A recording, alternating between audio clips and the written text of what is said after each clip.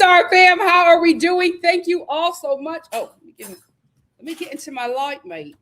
Thank you all so much for joining. I'm away from Mama Star. You know what? Because I mean, you just picking up every fork in the kitchen. My God, today, thank you all so much for being here.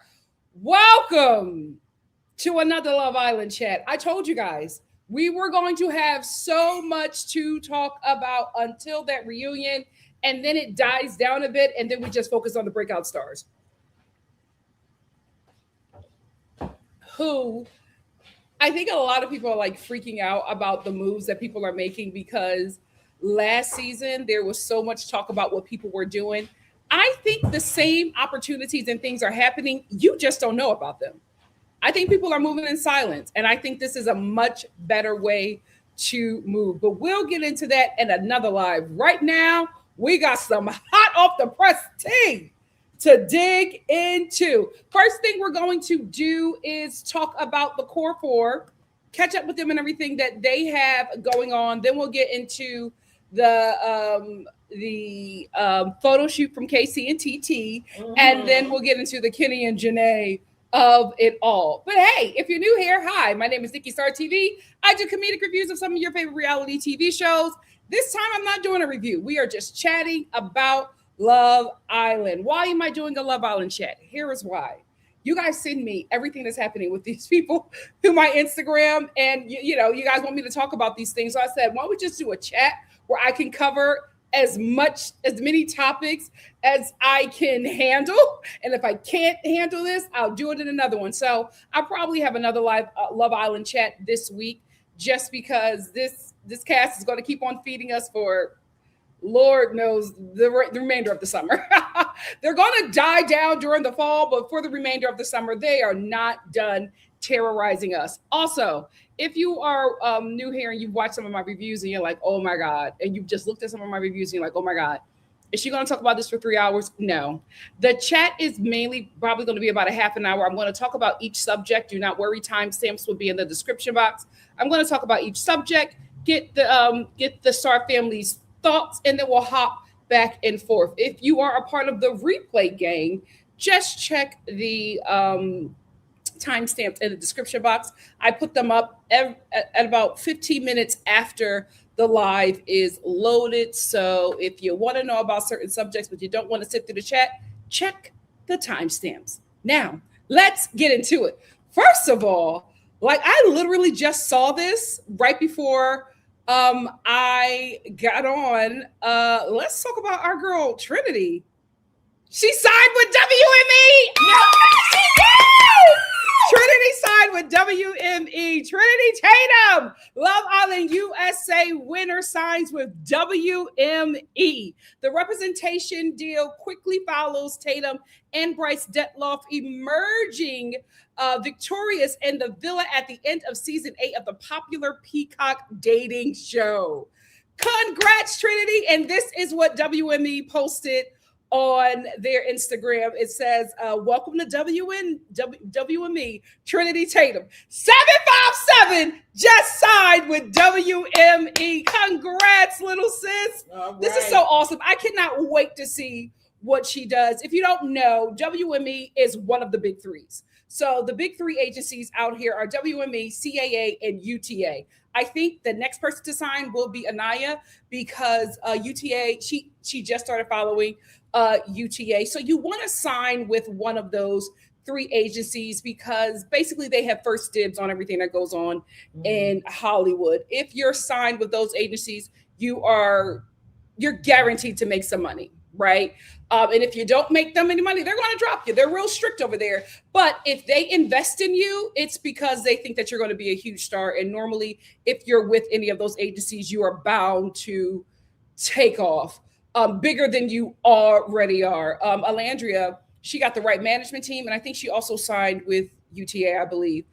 She was able to get those opportunities because she had people in the business, agents who have been around her with one of the big threes, bartering these deals for her and making these things happen. Now, can you get opportunities without agents? Yes, you can. Will you be able to get all the opportunities and all the money that you should be making? No. That's why you get an agent. So congrats, Trinity. I think that's so awesome. Congrats. Look at little Miss 757. Okay. Congrats.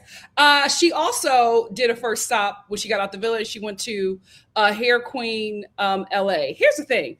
A lot of people had issues with the Hair Queen LA. I'm going to bring Trinity down, and I'm going to bring up Mel.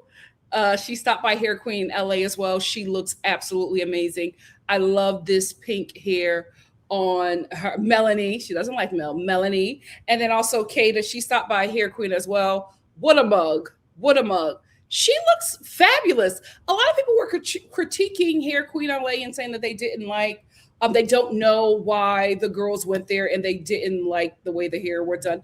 Their hair was done. I loved all of their hair. I thought it was it's very glam, it's very Hollywood. I liked it. I am also loving the fact that their first time popping out was at a Black-owned hair store and salon. Hair Queen LA is owned by a Black woman and operated by Black women. So if this is how the core four is moving, I'm going to stick beside them. I love that. I mean, it might not be for you, but I did not think that they did a bad job. And the first press that they did was for a Black woman. Yeah, I'm gonna give them their 10s. I think that was very smart and strategic. They know who their audience is. They know who is going to feed them. I think a lot of the young women coming into Love Island, especially Black women coming into Love Island, it will behoove you to study Alandria's journey outside of the villa. She knew who her core base was. She knew who the people were that got her in those spaces and in those places to be recognized. And ever since then, she has catered to that community, and she has always ate because of that community. The community that I'm speaking of, Black women with money. Black women with money. Very smart. And if this is the first stop for the core four, very smart. Anaya, she went back home to Atlanta. She has a whole new look. She didn't stop by Hair Queen. I think she went to somebody local. She looks absolutely amazing. A lot of people are just like, well, where is she? She's not doing any talking. That family that she comes from is making sure that her contracts look good before she signs with anything. We're going to hear about this cast and everybody that they're signing with and all the things that they are doing as we edge closer to the reunion. So things are going to come out. They're just moving in silence. And I think that it is absolutely smart of them to do that. Looks like they took a page out of last year and decided to move a little last year, last season. They learned from last year. Last year, they told everybody said. everything that was going on. Mm-hmm. Not smart. Not smart. Now, you'll find out when the trades post about it. Smart. Smart. This way, the haters can't get in front of your opportunities. You're already in front of it. The deal is already signed. Mm-hmm. The check is already cleared. And now you know what I'm doing. Very, very, very smart of them. Mm-hmm. Now, that is just my quick little update for the core four. We're going to head on back to Trinity because here's one thing that we all should have learned about when it's someone's time. Mm-hmm. No demon in hell can stop it, right? Because right before Trinity, that it was announced that Trinity signed with WME, we get these statements from her ex, right? There's a video that started to go viral of the ex where Trinity was clearly inebriated, and he was sharing that video to try to harm or embarrass her, and then he was sending text messages that Trinity sent him, trying to feed the anti-Trinity or anti-Brinity haters, trying to feed that audience who believe that Brinity is scamming. I'm not going to show you. Break up her and trying to break up her and Bryce. Now, I'm not going to show the video because it's just she didn't consent to that. So we're not going to embarrass our little sis like that man did. But here is, let me take down my banner. Here is just a clip, a pic of the video. This is Trinity's here. He's holding her. She's obviously inebriated, and it is an intimate video that should not have been shared. And this is one of the commenters on the pic, on the video. She says, if you guys were so in love, then why was she on Love Island in the first place? And he responds, she wanted fame and exposure and money. Duh. And what's the problem? What's the problem? What's wrong with her going on that show to get exposure, to get a leg up? What's wrong with that? She went, she had a goal and she achieved it. How is that a bad thing? Why is it always a problem when Black women want better for themselves? Especially if it's a dark-skinned Black woman. Why is it always an issue when Black women want better for themselves? I just don't understand how that statement confirms that she's scamming. Here's the thing. You guys already know where I feel about that. I don't care if people come on this show and are scamming, or any reality TV show. Like I've always said, these shows are going to eat off of you in perpetuity, right?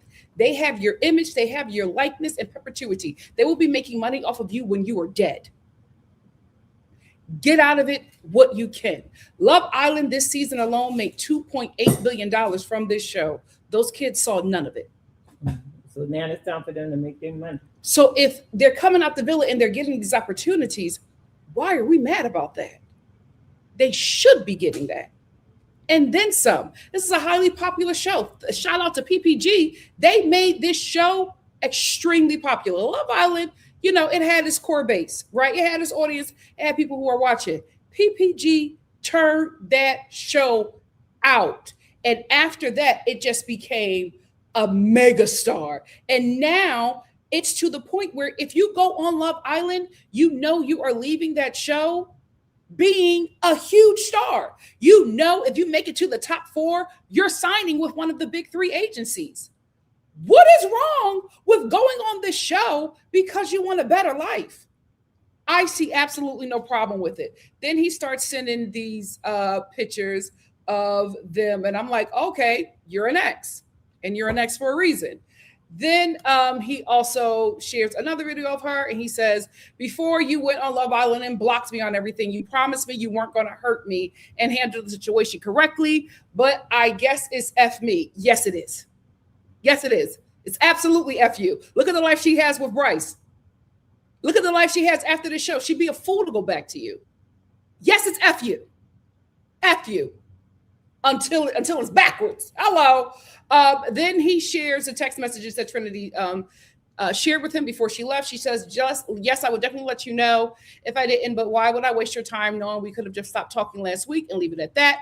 I do want to keep you in mind, though, that this is a dating show, so I don't want you to feel some type of way about the things that I may say or do on the show that may make you think otherwise, because that's not the case. Like you said, you'd want me to win, but unfortunately, within winning, that comes with potentially building a connection with someone. Now, I'm not saying that I want us to stop talking, because I genuinely, maybe it was her that brought genuinely to the villa. I genuinely don't. I just want to be comfortable, and I'm being completely honest with you. And I'm being completely honest with you about what the possibilities are. The relationship that we have is completely up to you, because ultimately it's how you feel about the situation. But I love you so much, and I don't want us to stop talking. But text me in the AM, and I'll call you when I wake up. So here's what happened. She was talking to this dude. If these are even her texts, allegedly, right? This is allegedly her. If this is her, this is what happened. She was talking to this dude. She probably sent that text to a lot of dudes that she was talking to, right? She was not in a committed relationship. It was they were exploring outside of the villa. Then she got cast for the show, and she was just like, listen, I'm going on this show. Something might happen, but if nothing happened, I'm still interested, right? Like I still want to talk to you, if I come home. Like if she comes home, she wanted to have her roster set up. What's wrong with that? What's wrong with that? She lets you know that she might find a connection, and that's the purpose of being on the show. But She he's found a dummy. he's jealous, right?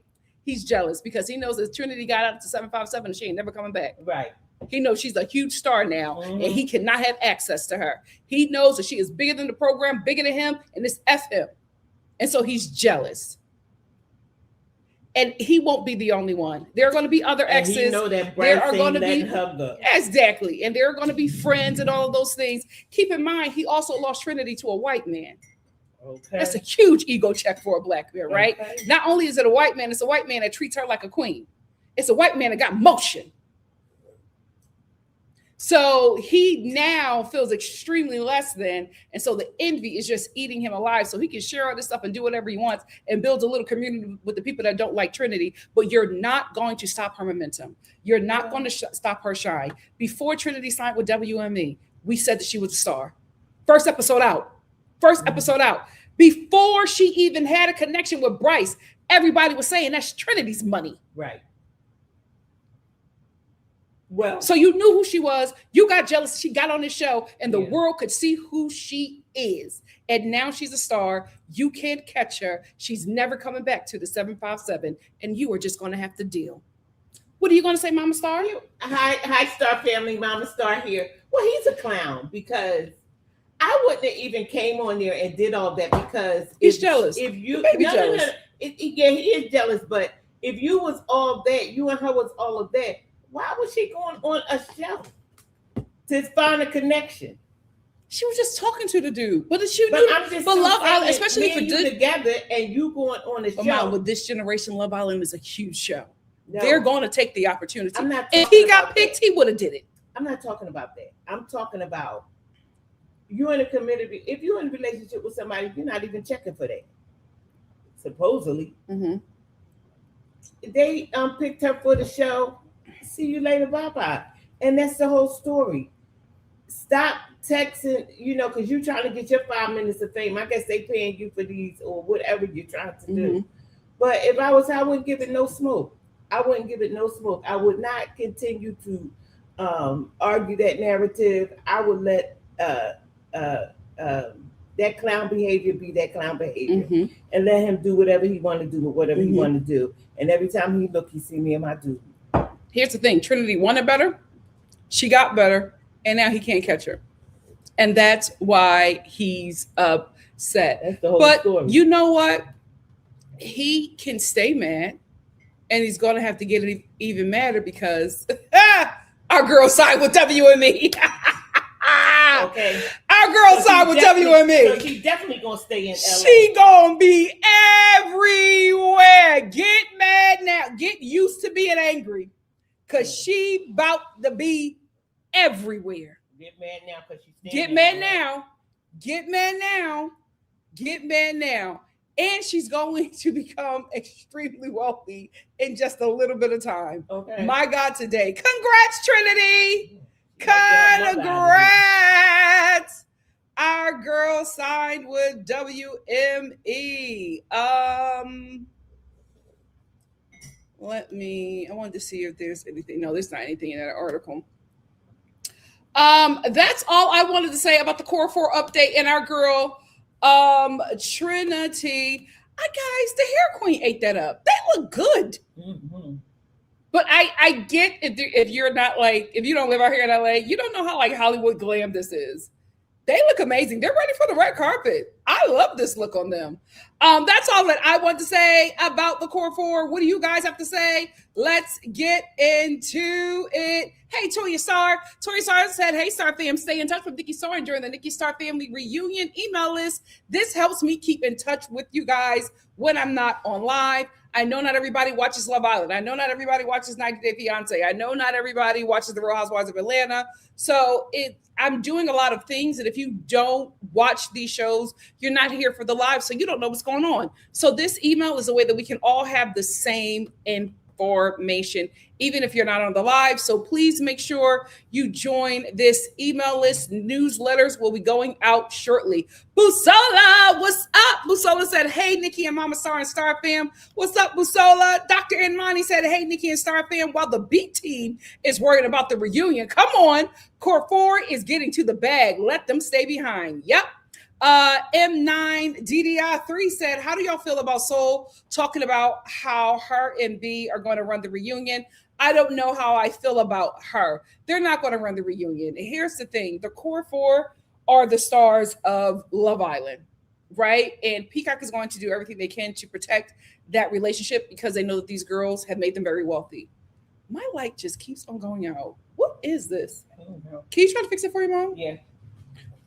So the issue with Soul and B, thank you so much, making these comments, is that there's no weight behind it, right? Unfortunately, ladies, you guys are not the star of the show, but there were opportunities for them to become important, right? Look at what Jen did. Jen got out of that villa and she just started working. They all could have done that. B could have been she could have furthered her advocacy for the disabled community. Soul could have, just Soul does a post and she gets 14 million views. She could have just made videos about beauty, fashion, doing lives, talking about her experience on the show, but still bigging up the girls. I think a lot of people, especially newer audiences, don't realize that this is a girl show. This is for the girls, right? This is for the girls and the gays, right? We don't want to see the nasty bickering. It's called Love Island. We want to see connections. We want to see people fall in love. The drama, okay, just a little bit, We don't want it to become the show. And we don't want to platform mean, catty women. That's not what this show is about. The show is about sisterhood. The show is about, couples finding each other and just seeing how that connection grows. It used to be a positive show. Well, it was never that positive, but the premise was positive. Yeah. It has just become so dark and so negative. And I'm just like, you came out of the villa and you've just been speaking negatively about everybody. And the women that you keep on speaking negatively about have not said a word about you. So you just now look crazy. You just look crazy now, and you won't drop it because you have now made that your identity. Hating the core four has become your identity. It's not profitable. You're killing every opportunity. They're going to eat her up. No, but it's just like, y'all coming to the reunions to do what? What if you're not even invited? They're doing things so differently this season. What if you're not even invited? What if they just bring the core four? And maybe a few bombshells. What if you are not even invited to the reunion? Oh, because she already got her seat. Like, y'all ready to come there and fight. And what if nobody is even on that? What if y'all go there and fight and the girls pay y'all dust? You gonna look like a dummy. You're gonna look like a dummy anyway. Like, I don't know why you came out of the villa and just killed your opportunities. I swear, before these kids hop on live, they need to sit down with a PR agent. And Beatrice, I kept telling y'all about her. They need to sit there with a PR agent and they need to have a conversation about how they need to move, because they are all coming out killing their opportunities. Y'all could have came out and been cheerleaders of the girls, and just not just of them, just everybody. Be like, oh, I had a really great time in the villa. We're all friends. I consider those people family. I miss them. I can't wait to see them. Yeah, I didn't make a love connection, but I made a friend connection. Like, there were so many ways to go about it that would have been profitable for them too, but right now they got the haters. She could have said, I wanted to explore KC, but he had a love connection and or something. But right now they got the haters capping their head up, right? Mm-hmm. Here's the thing. The haters are not profitable. They will watch your live, hype you up when you're being catty, nasty, and mean, but they won't buy anything that you're selling. They won't show up when you got a premiere. They don't open their pocketbooks because they don't have them. They are broke. That's why they're mean and miserable. That's why they can hop on live with you and say all of those nasty and mean things. Their life is in shambles. So they feel like you guys are connecting in misery. They're not profitable audiences. And you cater to that. How foolish. How foolish. Hey, Neglected said, hey, y'all, I'm so happy for Trinity signing with WME. Me too. I also need the B team to be quiet, talking about the reunion. They were there for 5 business minutes. Well, allegedly, Soul said that she's not going now. And I'm like, are you not going, or were you not invited? That's why I'm just like, they're doing things differently this season. So I feel like the people who are saying they're going to cut up at the reunion, I don't know if they're going to be invited. I do not know if they're going to be invited. Hey, Amiria. Amira said, I miss y'all. Good to see the Star family. Thank you for being here. Sheba says, I love that everyone is being more low-key this year. I think the showrunners didn't want a repeat of last year's disasters. Absolutely. Yeah, and I think they're making the right choice. Yep. Absolutely. As my Michael said, I think Melanie had her ends fixed. Kata got a small adjustment too. Whatever they did, they look great. They look great. Jennifer says Melanie looks stunning. She really does. I love the pink hair on her. I was actually shocked to see that pink hair. I was like, oh my God, you're fun. You're fun. I love that for her. And I just was just like, this is something that a 25-year-old would do. I love that. I love that. Dr. Enmani said Core 4's face cards don't decline. All the girls look beautiful. Yes. And I'm telling you, I'm going to be so happy to see what they do together, because they're going to pop out together, because when they all do their posts, they're always tagging Core 4. They're going to do something together. These girls, they're going to be smart about this after this post Villa performance. They're going to be smart. Yeah. Vitamin Zini said, hi, Star family. I finally made it to a live. Yay! Sending love from Melbourne, Australia. Yay! She says, Mama Star, I love you. Oh, I love you too, my love. Thank you, Vitamin Didi. Oh, I love that. Thank you for tuning in. Kaylee said, thank God that video never touched my screen. Oh, it was going, that people were sharing it on threads trying to say, oh, see, Brittany is scamming.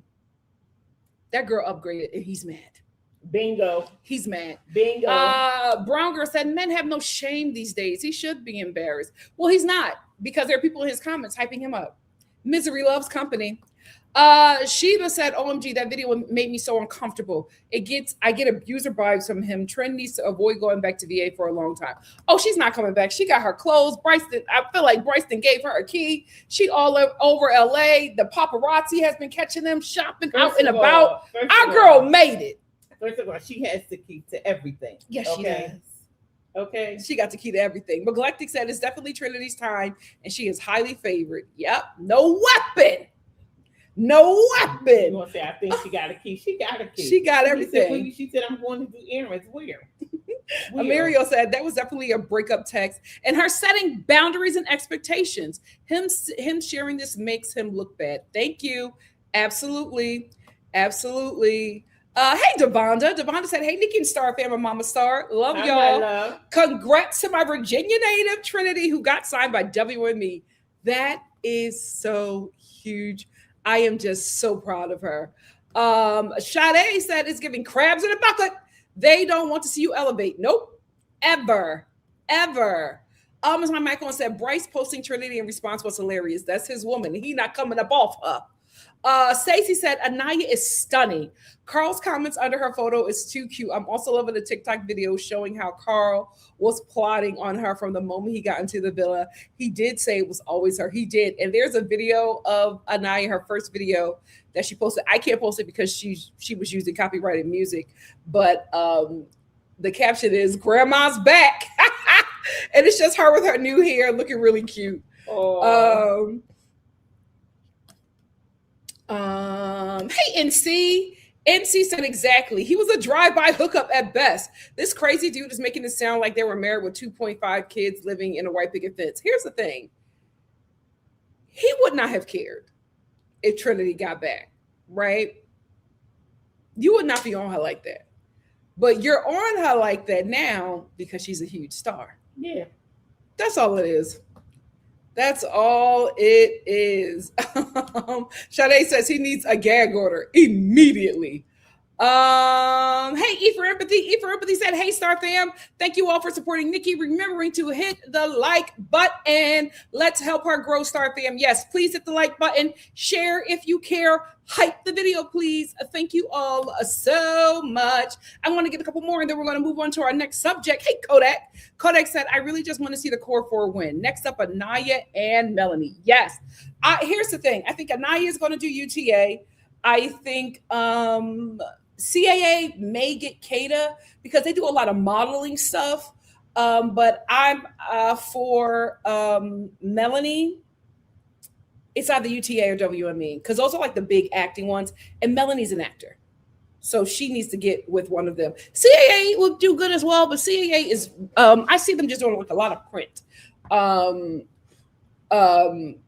From the people that I know that have signed with them, they're more models. You know, they do really good stuff with models. They do TV as well, but it's like WME and UTA are like the juggernauts with film and TV. Like that's the one that every actor wants to be signed with. But I do see CAA picking up Kata. She sure is Brown Girl. Brown Girl said, yes, Jen is a hustler. I like her. Yes, she sees this opportunity. Now she's in Japan with Rob and Caleb doing God knows what, but she's working. Smart girl. Kaylee said they thought going against them would get them clout, but that's not how it works post-show, especially. Here's the thing. Everybody does that. Mm-hmm. Everybody gets out that villa and starts hating. Last year. Yes. Everybody gets out that villa and starts hating on the most popular people. It never works in their favor because those people are still in that villa because they are more liked than you. Mm-hmm. It is smart for you to hype them up and be friends with them. Jeremiah is still getting a check because he booed up with Nick. Yeah. It is smart for you to cheer for the people who are still in that villa because that is America's favorites. Jeremiah, whenever Nick still getting the check, or whatever, or Nick may send for him or whatever, he's still. And if certain people wouldn't have turned their back, don't you dare. If certain people wanted to turn their back on Landria, they'd be eating just as much as her. Well, I don't know who that is. I don't know Mama.Star. Mama.Star, lips are sealed. Lips are sealed. Kodak said, did y'all see Zach's video where he thanked Trinity for a few seconds for the post she made? And Corey's ex calling him out about cheating. Who was Corey? Oh, see, I don't even remember. Is that the Bedazzled Dominican? Boy, bye. I saw Zach's video. He had to do that. Mm-hmm. He had to do that. Because everybody was just like, here's the thing. People are getting on him because they know what he said about her.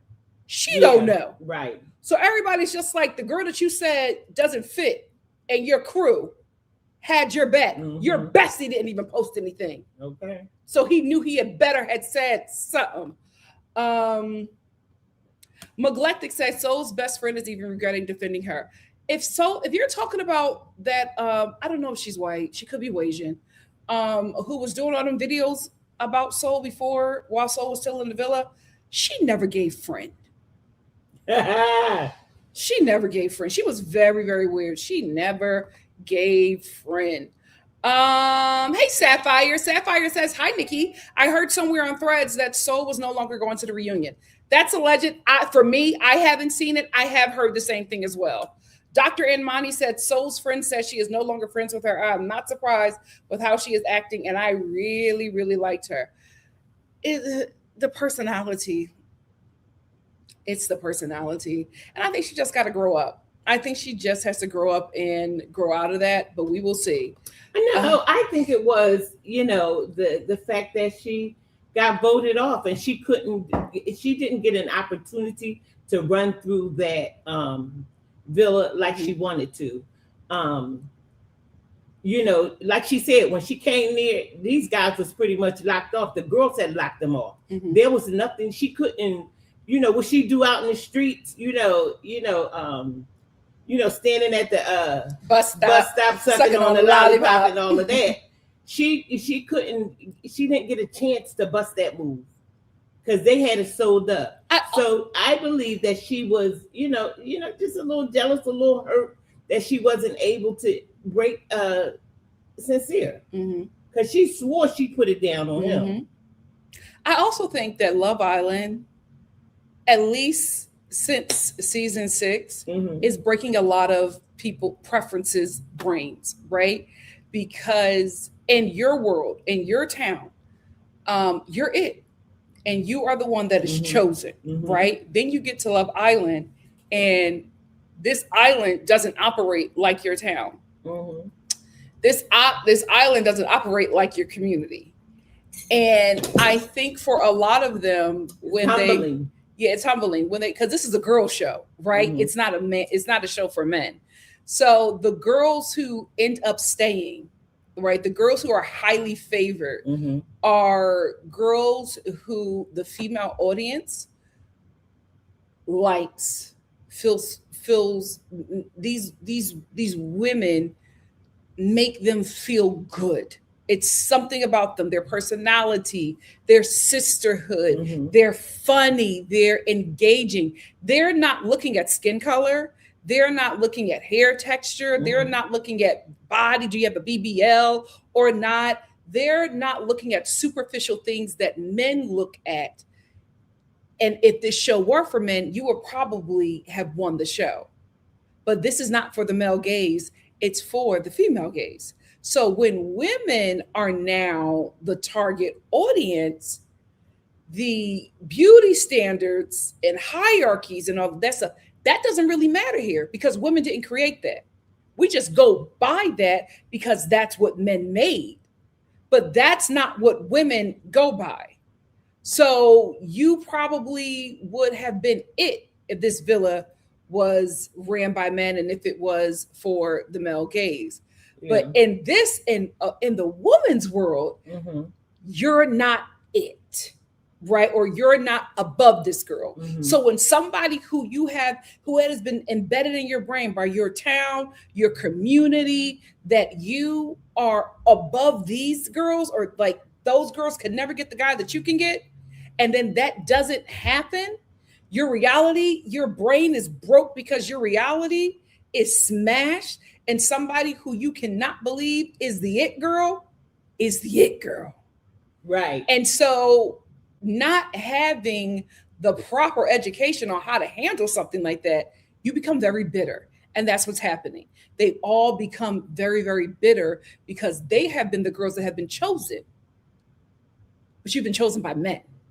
This is a show where you're chosen by women. So women are going off your personality. Women are going off of how you handle things. Women are going off the things that you said. And this audience is not male-centered. It's a woman-based, unmale-centered audience. So the women here who are the base have decentered men a long time ago, right? So what we're looking for in our winners is not what men are looking for. So women who are the preference of men, who are male-centered, who live for the male gaze, who live for male affection and attention, come on this show and they don't have the same outcome or the same experience that they would have in the real world, it chips at their ego.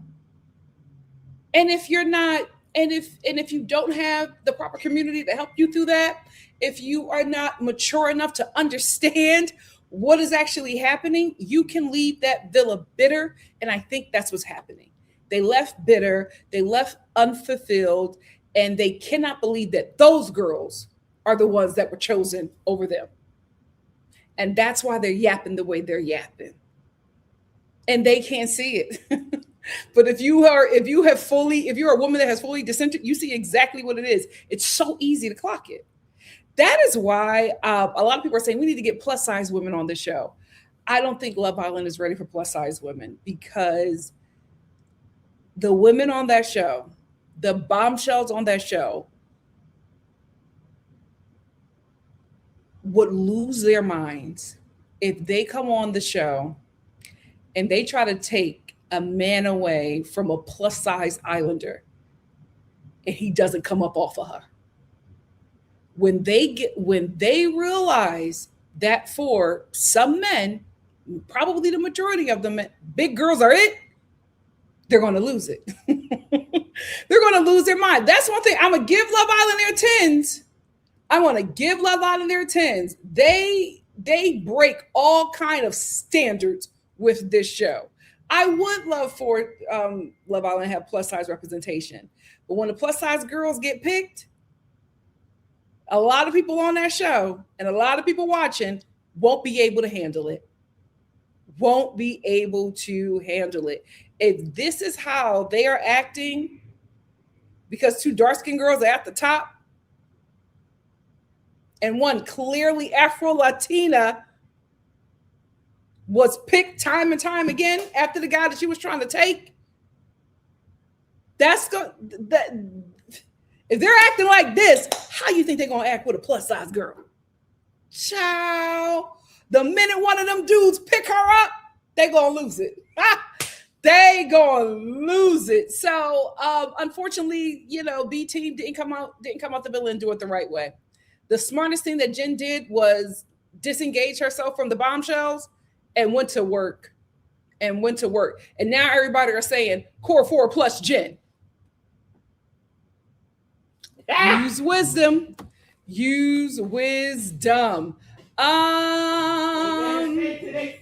Yep. Hey, Jesse. Jesse said, hey, Nikki. Hey, Star fam. Do we think Melanie broke up with warm regards? I'm not sure. Girl. Listen, I don't want anybody to be hurt. I don't think they're a good match. I think that family is not. I will not say that I think it's family, that they're bad people. I don't think that they are ready for this moment. And Melanie has the opportunity to get everything that she's been praying for not just her, for her mother, and for her sisters. Don't let a man mess this up. I'm 50 said we only need the final 8 at the reunion and a couple of Casa girls. Everyone else is irrelevant to the program. I agree. Hey, Christia. Christia said, hey, Nikki. Can you say hey to my daughter, Chloe? She was waving at the screen asking why you're not saying anything. Hey, Chloe. Aunt Nikki loves you. Mwah. CM said if Trinity comes back to VA, she has to avoid 757 because she'll be fine. Trinity gonna come back, kiss her mother, get some more clothes, and leave if she needs them. Because the way LA is setting her up, everywhere she go, they giving her stuff. She probably won't even need them clothes. She just posted. So she went to some boutique and they gave her bags and bags of clothes. Our girl is it. So happy for her. Hey, Janice. Janice said exactly. Look at Jen. She just hypes up the women and she's winning. She's in Japan right now for something with Caleb and Rob. Yep. Here's the thing. Jen was on Love Island saying that she hates men. Look how she's eating. This show is for women. This show is for women. Women who just enter men. This is the audience. That is the profitable audience. It's better to be a girl's girl if you want to go on Love Island. Hey, Kodak. Kodak said, I'm so happy for Jen. She grew on me in the villa, same. And I love seeing her getting deals. And she left close to the core 4. Smart mama, very smart. Hey, Sandra. Sandra said, Soul still wouldn't have won based on the male gaze. It would have been Kata. The only guys who were interested in her were Sincere and KC. You are right. Sheba says Soul just wasn't a good bombshell. She expected to be chased as if she were an OG, and that's not how it works. Absolutely. That's the thing. And listen, this wasn't just Soul. Jen too. Jen, Soul, and Caleb were not good bombshells. They came in and did the least amount of work. You have to get these people to pull away from their connection. Unique said they need to start small with model, plus size 9, 10, 11, 12, slim fix, and then go up a notch after that. I'm telling you, the audience and the people in that villa will not be able to handle that big girl being the most liked. Janet said Casey didn't drop Anaya because she wasn't interested in her because she was all over Sincere. Casey didn't drop Anaya because he wasn't interested in her. Are you saying he dropped her because she was all over Sincere?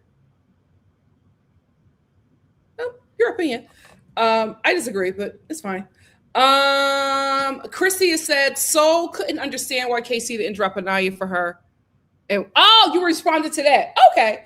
And Soul couldn't understand why Casey didn't drop Anaya for her, and while Sincere chose Melanie. Because in this villa, you're just not it. And that's okay. You're not going to be everybody's cup of tea. Hey, Crib.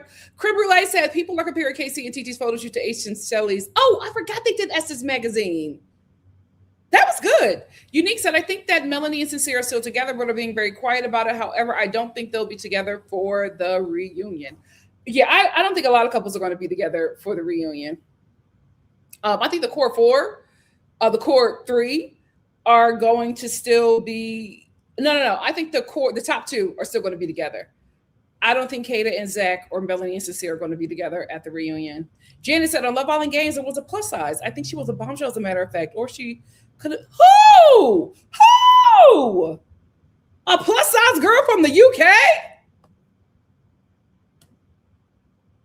Art World says season 3 had what the modeling industry would consider plus size. She was a bombshell, and the guy who cachet brought back from Casa. You talking about that white girl? I'm talking about a big girl. I'm talking about a 14. Double digits. Don't let it be a big girl with big boobs, a small waist, and a big butt. Girl, don't do it. Since we're talking about KC and TT, let's bring up their picks. So I think today, KC and TT both released on both of their social medias a photo shoot that they did. And this is, they were laying low. And a lot of people were just like, where's KC and TT? And they popped out today. Let's look at the pictures from KC and TT's photo shoot. Here's the first pic. To live and die in LA. This is a good pic. This is hot. I'm telling you, it looks like a save the date. It looks like an engagement photo shoot. It's cute. I like it. I like it. They're a cute couple. This is so LA. I love it. They look good. Engagement. This is giving engagement photo shoot. This is whoever did this photo shoot did a good job. Look at that. I love that LA is the backdrop. This is so cute. Save the date. Save the date. They're a very attractive couple. Save the date. Oh my God. If they go the distance and end up, getting married, they need to use these pics. Because this is nice. Or hire whoever did this for your real life save the dates. Because this was a good photo shoot. They both look very attractive. And the caption was "Still We Rise." Adorbs. I hope this feeds their fan base. Because this was good. This is a way to pop out. And here's the thing: make that relationship work because the fan base loves it. But I think it would be smart to make this relationship work outside of Anaya. If y'all just do not allow Anaya to become a staple in this relationship, I think they can have a lot of success as a Love Island couple. Good for them. They look good. What do you guys think about the photo shoot? To live and die in LA. I love that LA was the backdrop. I think that is so smart. LA is such a picturesque place. Unique said those pictures were very cute. Casey and Titi look good together. They're a beautiful couple. It did look like DGF. It did look like it was in Crenshaw. Mara, look up Mara. Love Island UK. Is she? Are you talking about thick and white people terms?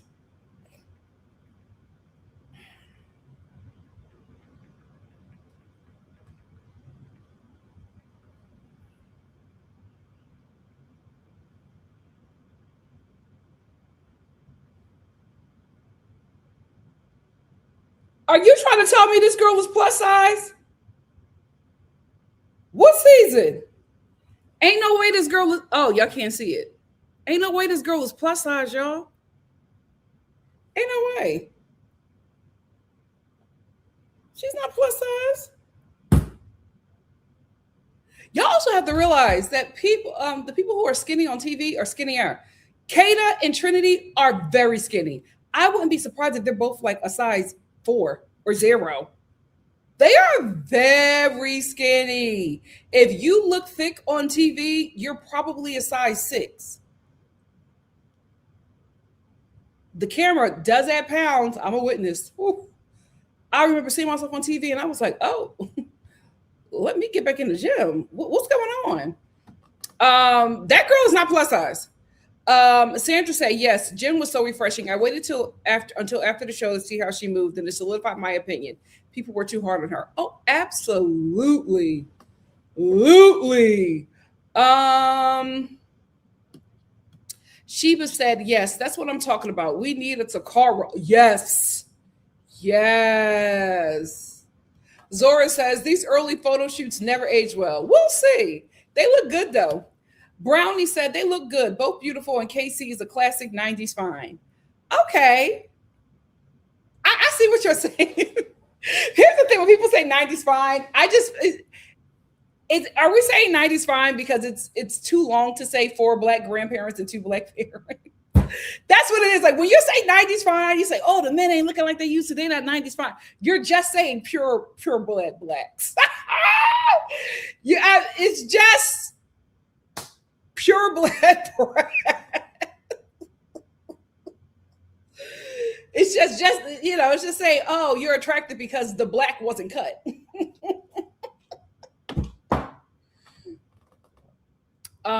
Yeah. Hannah said the ones looking for black love found it in KC and TT. They sure did, and the way that they can recognize it.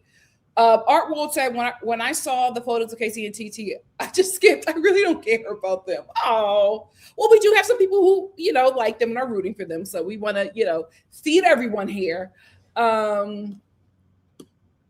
Jesse says this photo shoot cursed. You think Why are you guys saying that? If you do a photo shoot, are you cursed? After Love Island, if you do a photo shoot, does that mean your relationship is cursed? I'm concerned. Kodak said, see now, if TT and Casey and their fans weren't doing too much, that would have been a brand shoot. Those pics were cute, but I don't see it like, oh my gosh, guys, really? Kaylee said, baby, ain't he from Fresno? But yes, TT is our LA baby. He's from Fresno, but he would be foolish not to move to LA. Foolish not to move to LA and get whatever opportunities you can get here. Hannah said, it also looks like they are fighting to see who is the most photogenic. That's the thing. When you and your man got a face card, child, the camera be fighting. Ladybug said his fan base still coming for Anaya. Oh, really? Oh, that's unfortunate. That's unfortunate. Shoni said they look so cute together. They do. This was the backdrop, the car. This was a smart photo shoot. Whoever advised them correctly. Me too, Spency. It's the place to be, to live in night. I love that song. I used to play, when I first moved out here, I played that like every day. Kaylee said, I did see people was in them comments shading it. Yeah, well, you know, the more they talk about it, the bigger she grows. So, and the less your boy eats, use wisdom. Brown Girl said, Casey and TT won me over. I have been a fan ever since. Yeah, I like them at the karaoke. I think for me, how TT entered and the laughing and, you know, that whole Corbin, Casey, TT, and Parmesan left a bad taste in my mouth, but I am liking what I'm seeing of them post Villa. Busola said, I wonder if Anaya's success will have more kids celebrity sign on as a way to build a brand for themselves. Probably. And Peacock will eat it up. Deborah said, the photos remind me a bit of Lauren London. Oh my God, they do. I love that photo shoot. Oh my God. Ooh, that breaks my heart. You know, that was like their last photo shoot. Shortly after that, he was murdered. Didn't mean to bring y'all down, but I love, that is such a beautiful, it's a heavenly photo shoot. So gorgeous. So gorgeous. Ladybug said, LOL, Love Island doesn't cast plus size people. The most they'll get is someone with a BBL. That's what I'm saying. A big butt is not plus size. That is not plus size. Is my mic on said the Love Island audience would tear plus size Islanders apart. Absolutely. There was a big girl on Love Island season 5. What is her name? All I know is she was the one who was like, oh, you playing the game? Her? She wasn't like big like that, but she was obviously bigger than everybody on the show. She was the one who was with British Corbin Blue.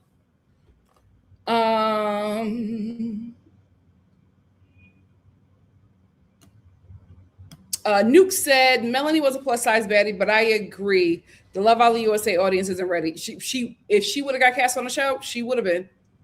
When she was bigger, she would have been.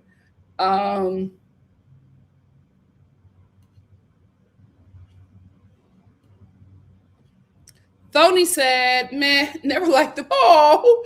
So I guess good for them and their fan. Good for them indeed. Kodak said, I don't know what 90's fine, but he looks good. He looks like he has 4 black grandparents. Zora said, Casey did fix his haircut. The lineup looks better. Somebody else is doing it. Casey, haircutting is not your ministry. Put them clippers down, baby. Alexandra said, I'm sorry laughing at Anaya while she was in pain. Casey and TT will never get a 10 from me. That you know, that wasn't their best moment for me, but you know, if everybody moved on and they apologized, so can I. Yes, Spency said, please. I love that photo shoot. Rest in peace, Nipsey. It was such a gorgeous photo shoot. Anna, yeah, she had the BBL. Noya said Anna, and it was the BBL. Did you see her podcast where her and her sister were talking about their botched BBLs? Woo! Had me in tears. Chocolate Suitor said, I only learned of sponge bushes. What? During COVID.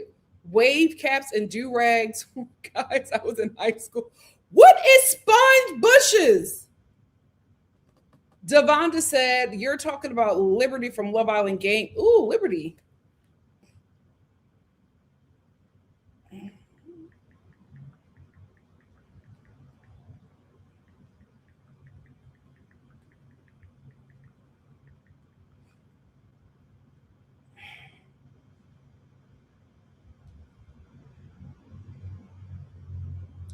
Oh my God. No, she was not. She's not plus size. Liberty was like an 8, y'all. This is not plus size. Okay, I'm sorry. My green screen.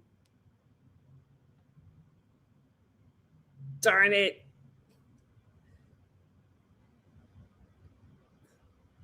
She's not plus size. she's like an 8, if that. That is not plus. Plus size means double digits, starting at a 12. I don't think we've ever had a 12 on Love Island. Brownie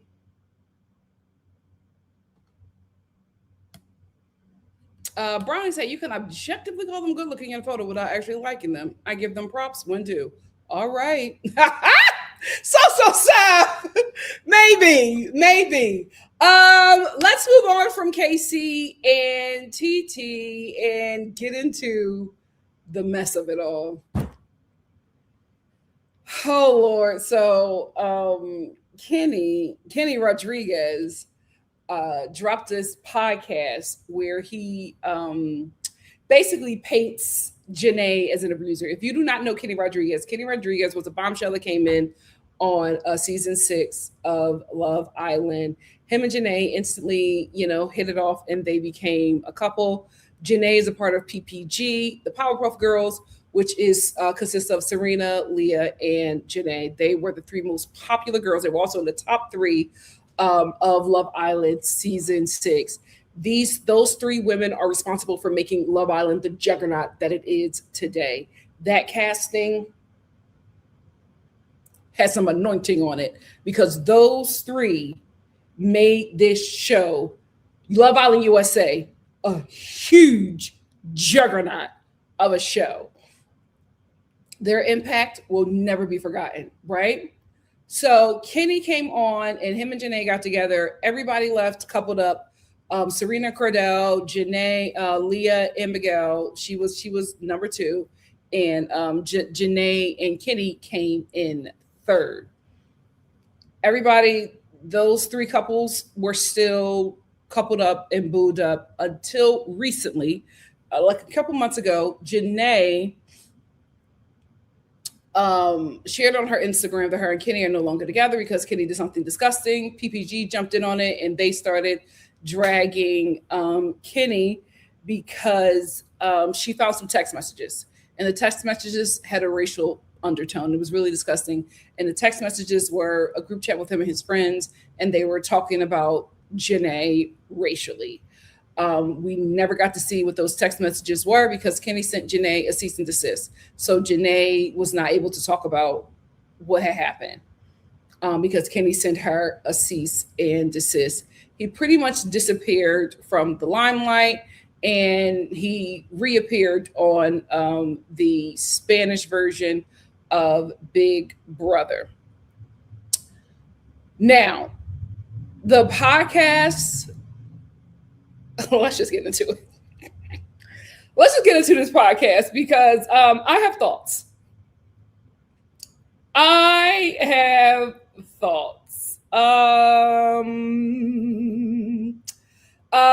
So this was a terrible interview. Bring back journalists. I can't do it. This guy is obviously a friend of Kenny's. This was a fluff piece, right? No real questions were asked. It was just an hour and a half of this man fake crying without shedding a tear, painting Janae as an abuser. That was the entirety of the podcast. This guy, the host, is obviously a friend of his, and let Kenny come on here to try to repair his image. What those two dummies don't realize is that they made it worse for the boy. He would have been better not talking. To come or to give that woman a cease and desist and then come on this podcast and call her an abuser, knowing good and well she can't defend herself, nasty work. Nasty work. This podcast was just a smear campaign against Janae. Here's how it started off. Kenny, the first few minutes of the podcast, he keeps on talking about how he came off the show, the Spanish Big Brother that he was doing, and he had so much love. There was so much love from him from that show, and I was just like, I saw clips of that show, and you were a villain. So what are we talking about? The clip that I saw of him, he's fighting people. So what are you talking about? And then he goes into this whole thing about how he was this Dominican kid from the Bronx who lived in a very dangerous part of the Bronx, and he was afraid to walk down the street, and his mom put him in, programs so that he didn't get caught up in the streets. And his dad gave him an ultimatum. You either go back to the DR and play baseball, or his mom was just like, or you stay here and you choose books. And he decided to choose books.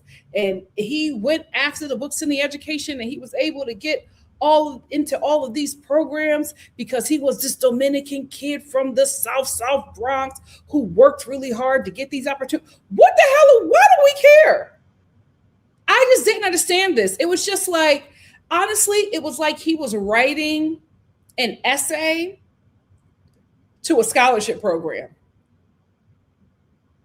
And, telling the scholarship program about all of his hardships so that he can get the scholarship. It was just so weird that we were starting with him as a child in the Bronx. Let's get to the racism. Why are we starting off about your humble beginnings in the Bronx? We don't care. Let's get to the racism, which we never got to, by the way. Never got to it. Huge part of his story and his fall from grace, and we never got to the racism. Bring back journalists. Bring back journalists. And here's the thing. This is why you should never get a funny looking guy a chance. I keep on telling you, ladies, date your type, and it better be hot. I'm going to get the quirky guy a shot. Oh, I'm going to get the shy guy. Don't do that. Always date hot. Always date hot. Go for height. Go for face card. Go for abs. Go for ding-a-ling. Go for money. Here's the thing. They are literally all the same.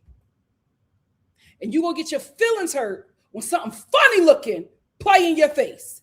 I know Janae is like, I can't believe I let him play. I know. I'm telling you, it is the worst feeling knowing that you're that girl and you get that funny looking dude a chance and he play you. If you're Gen Z, learn from Auntie. Go hot. Go date for looks, ladies. Oh, my date for personality. That's your problem. He gonna get on your nerves. He gonna do something dumb.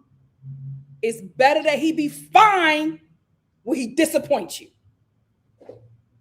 Go for looks. Please. Stop dating because he's funny. Stop going after him because he's nice. He's a nice guy. He's a nice guy because he wants some coochie. Go for looks. Because even if you get on your nerves, you will never, ever look back and be mad that you got under that. Go for looks. Never let that funny looking guy play in your face. Keep it pushing. Anyway, he goes on to just victimize himself. And I'm just like, this is why Leah called him a clout demon. Like, we really didn't have the pieces to put together. But this whole interview, I was like, this is why Leah called him a clout demon. He has nothing without that woman. He has nothing without Janae. And because he can't eat off of her, he's going to punish her. So now he's coming with these lies. But I'm telling you, no weapon. Our girl is going to have the final say. And she's going to win. She is going to win.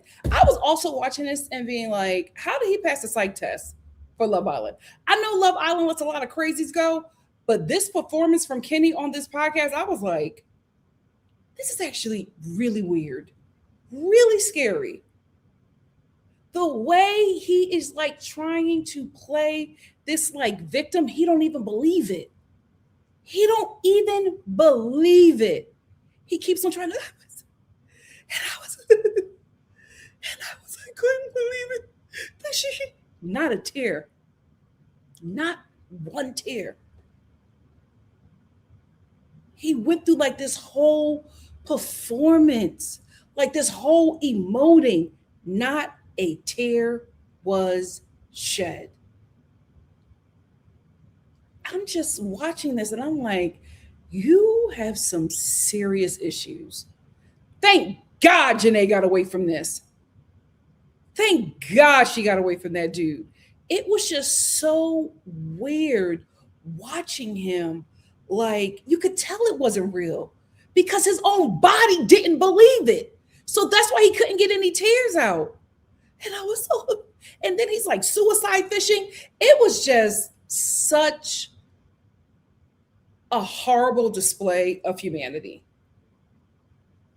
Like, he didn't even believe this performance. And it was so unnecessary. But this is who you are. I feel like Janae met the real Kenny when we met him. I feel like as soon as she saw that text message and the way that dude started moving, that's when she met the real him. And it's just so sad because I was watching that podcast and I was just like, I have never met that guy. I watched him 6 weeks straight. And then in interviews beyond the villa, on his social medias. First time I met that guy on the podcast. How many personalities you got? My God. Sleeping with the enemy. Sleeping with the enemy. Moving on. The only thing that I found interesting about this interview was a little bit of Love Island tea that he gave us, because he was talking about how he was in the hotel in Fiji, no phone, no connection to the outside world for 3 weeks straight. And production had his day scheduled for him. So they would call him, hey, Kenny, it's time to go eat. Hey, Kenny, it's time to go to the gym. Like, they schedule gym time. See, that's the thing. You can't have nobody plus size on there. They might go. They might be plus size when they get cast for the show. Then they're a bombshell. By week 3, they're skinny. They schedule his eating. They schedule his workout time. He couldn't leave that room. And he was just like, I forgot my Netflix password. So I didn't even, I was just watching whatever Netflix had because I didn't have my password. So I was watching whatever I could watch on TV. But that was about it. And he was like, listen, Fiji is beautiful, but you go a bit stir crazy because you're in this hotel room for 3 weeks and everything for you is scheduled. That was the only interesting thing. I was like, oh my gosh, wow, that sounds like hell.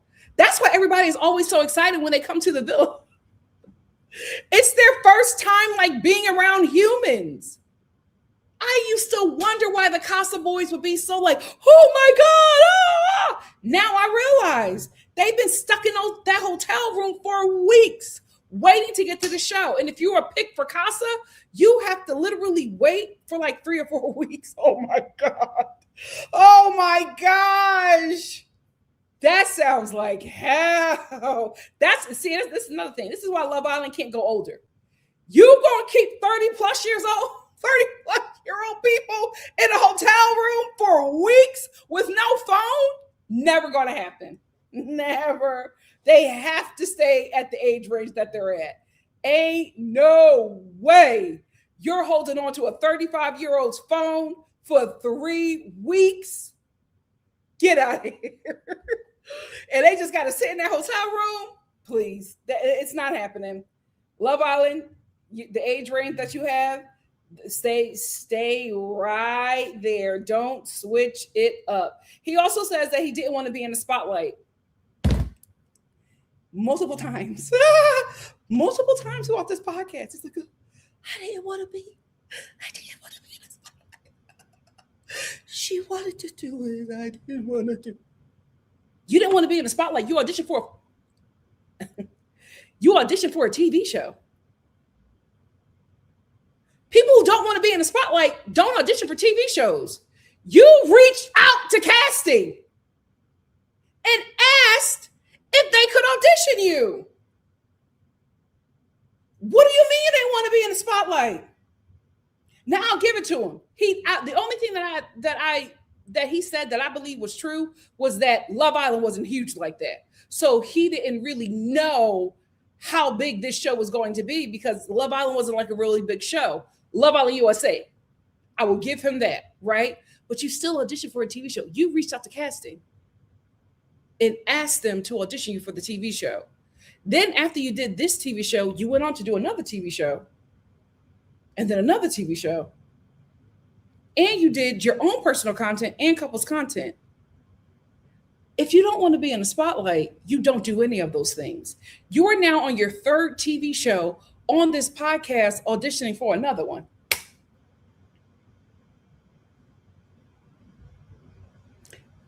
It doesn't make sense, hombre. It doesn't make sense. People who do not want to be in the spotlight don't audition for TV shows. Do you know that we can see and hear you? What's happening? I could not believe he kept on saying it throughout the podcast interview, y'all. I didn't want to be in the spotlight. Janae wanted me to. What? You did 3 reality TV shows without Janae holding a gun to your head. What are we talking about? And you want to be on another one because you want to make a living as a reality star. You was back in Dallas for 2 days. And then you was back in LA doing couples content with Janae. What are we talking about? It's like you have no case. You have no case because everything that he said on this interview was debunked by his own actions. And we have footage. So I don't understand. Maybe you know what? This is what it is. I feel like he's not talking to the American audience. I feel like this is some mumbo jumbo he's doing for the Spanish people who are watching that Big Brother reality TV show. This is what I think this is for. Because no way you're saying it to us who saw you. We see you. Anyway. Thank you, Lord. I just remember this. Hold on. I got to show you this. This is Mr. I don't want to be in the spotlight. He just had a meet and greet. He just had a meet and greet. Meet and greet with Kenny Rodriguez. I don't know what everything else says, but I know happy hour and I know 17 de Julio. That's July, the 17th of July from 6 to 8 p.m. You had a whole meet and greet, but you don't want to be in the spotlight? Get out of here. Get out of here. Also, let's bring this up. Mr. I don't want to be in the spotlight. Hold on. You sure doing a lot to get back in that spotlight. You sure doing a lot to get back. Here's the whole meet and greet with Mado. Mado Manifesto. The meet and greet. Free, of course. Of course. Of course, man, because if your girl did a meet and greet, she would charge and people would pay it. Huh? A free meet and greet just happened. And it says head to Brazer's Restaurant and Lounge. Brazier, head to Brazier Restaurant and Lounge for a happy hour and meet and greet session with Kenny Rodriguez. Doors open at 4 p.m. with the happy hour window running until 9 p.m. The first 50 guests will receive a free t-shirt and there will be plenty of opportunities for photos. Entry is free.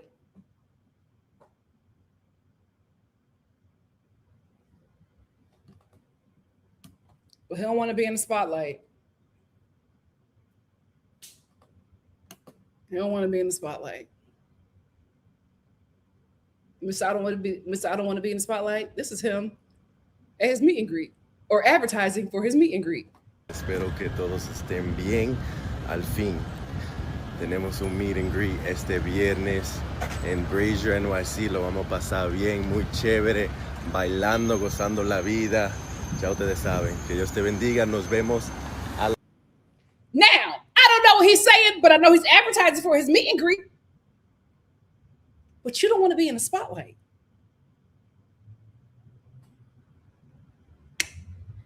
Oh my goodness. That's not smart. Not smart. Another thing that took me out in this podcast interview was how he acted like he didn't know what social media was or how to use it. He was like, I come out of the show and like instantly, you know, we're these huge stars. Jana is a huge star. That's what you keep on forgetting, right? And he's like, and people are like telling me to post stuff on my story and they'll pay me. My stories? You don't know what a story is? Get out of Kenny, get out of here. Get out of here. This was such a terrible performance. I could not believe it. I kept on saying to my TV screen, Kenny, do you know that we can see you? What are you doing? Oh, you know what? The one person that I'm hurt and like hurts me, that I'm hurt for and all of this is Janae. Because not only does she have to sit through you lying about her and rehashing a very horrible moment in her life, she got to sit here and watch you on this podcast, call her an abuser, and then she has to be reminded of how she gave a loser coochie. Ah! I hate this for her. I hate this for her. Because she's sitting up, I know she watched this mess with her lawyers. She's watching this and being like, I cannot believe. It's just so cringe. Because not only is it like cringe while you're watching it, it's even more cringe because the whole world is watching this too. So everybody know that you was with this bum. That's why I take my L's in silence. Y'all will never know. Y'all will never know who I'm up under. Y'all will never know. I'm gonna take my L in silence. Y'all not gonna play me. Y'all not gonna play me and be like, oh my God, Nikki with this guy and he can't read. Nope. Y'all not gonna play me because I gotta hop on my Instagram crying and being like, oh my God, y'all, he was dark skinned and tall. Forgive me. Absolutely not.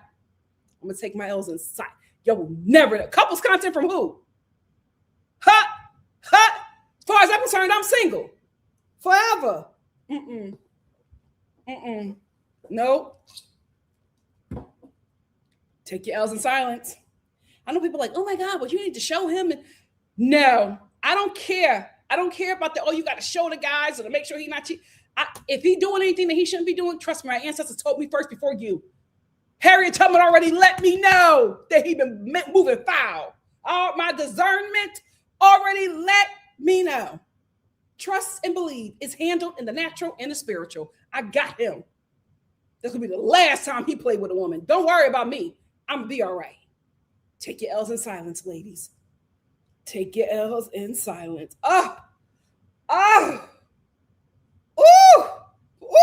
It's going to be all right today. It's going to be all right. It's going to be all right. And then he goes on to say that he was so uncomfortable making relationship content with Janae. Do you know that we can see you? We saw the couple's content and we saw you post on your page. What are you talking about? I didn't want to do any of those things, but you know, she would get so mad at me if I didn't do it. You're such a liar. You contradict yourself later in the podcast because then you go and say that we're business partners. So when we would put the couple's content up, we were making money from that. I thought you didn't want to do it. But you sure didn't do it for a check. But you lied and said you did it for her. Because if you didn't do it for her, she would abuse you. But now you're business partners and you're doing it for money. You're a liar, bro. This was so stupid. This was so stupid. You should have just stayed hidden and worked the Latino community. This was so, oh Lord. Oh Lord. And they just, oh, I wanted to be real. I didn't want to do what she wanted me to do because it wasn't real. I just, if we were going to do it, I wanted it to be real. Okay. So the real that you wanted to show us was something like this. Hold on.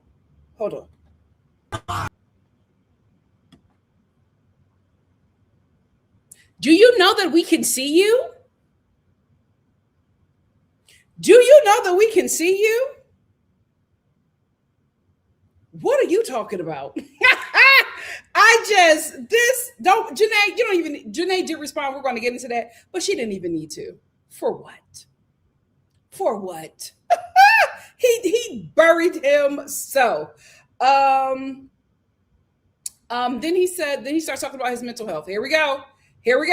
Whenever you try to hold the man accountable, all of a sudden he starts talking about his mental health.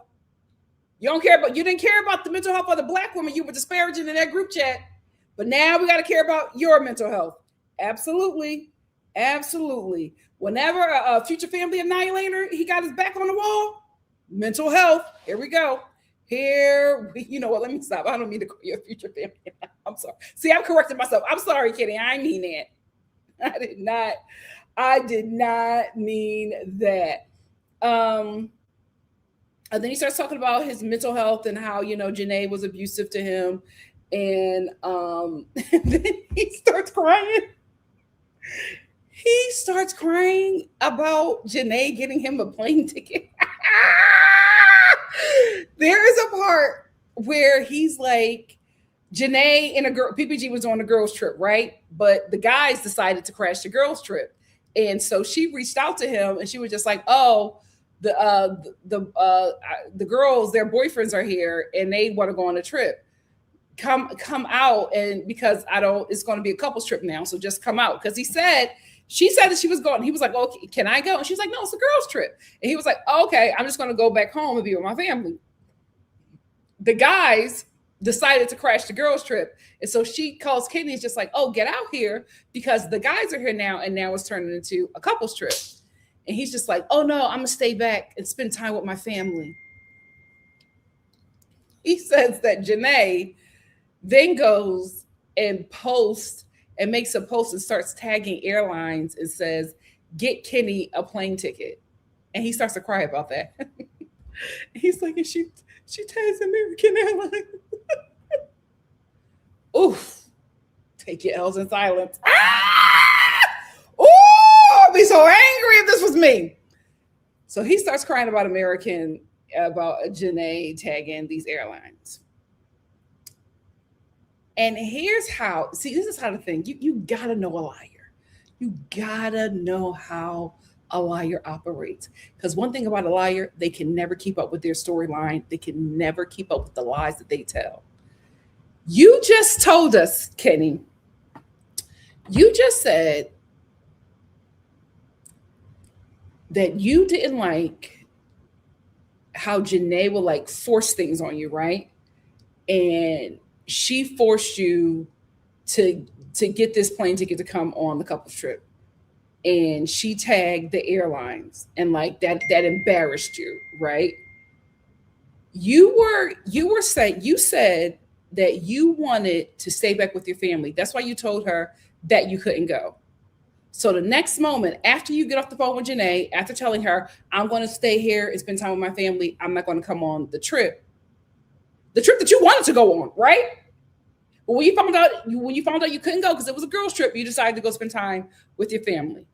It turns into a couples trip. She tells you to come out. You say, no, I'm going to spend time with my family. She puts up a post and tags airline and says, get Kenny a plane ticket. That embarrasses you. It doesn't make sense You got to keep up with the lies, because you said you didn't want to go because you wanted to spend time with your family. The way you are now telling this story, it sounds like you ain't have no money, because she told you to get a plane ticket. She didn't say, I got a plane ticket for you to come out to go on to join the trip, and it'll be a couple's trip. Because if she would have paid for it, like it seems like she was doing with everything else, you would have came, because you left that job, that finance job that you were doing, and you started to do the couples content with her because you were business partners. Your words, not mine. And when she told you to get a plane ticket, you make up this lie and say, no, I'm not going to go because I want to spend time with my family. That's not the conversation. You told her you didn't have it, and she wasn't paying for no man. So she tagged airlines to get you a free plane ticket to come out there to go be on the couple trip with everybody else.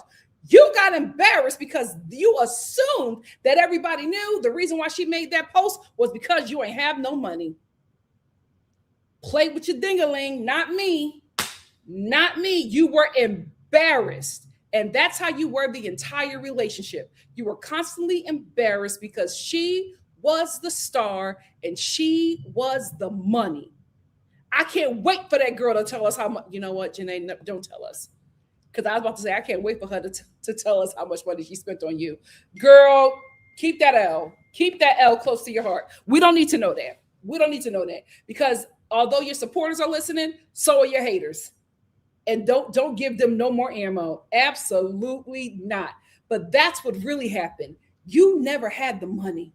You never made the money that Janae made. And Janae was probably footing the bill because you were never the star. It was always Janae. Play with your ding-a-ling, not me. Next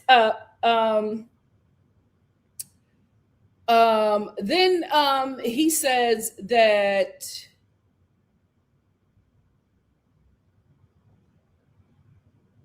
and then he just talks about how the things that they were doing, he didn't, the couples content again, he brings that up again. He didn't want to do it, but they were business partners, so he had to do it. And here's the thing, Kenny is upset, right? Not only is he upset that Janae left him, he's upset that when Janae left and broke up with him, all his opportunities went with her.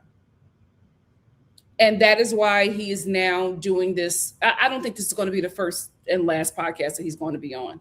He's going to go into the manosphere and go on all those podcasts and lament about how he was abused, right? He's hoping that this storyline will stick because he's talking about being abused by a dark-skinned Black woman.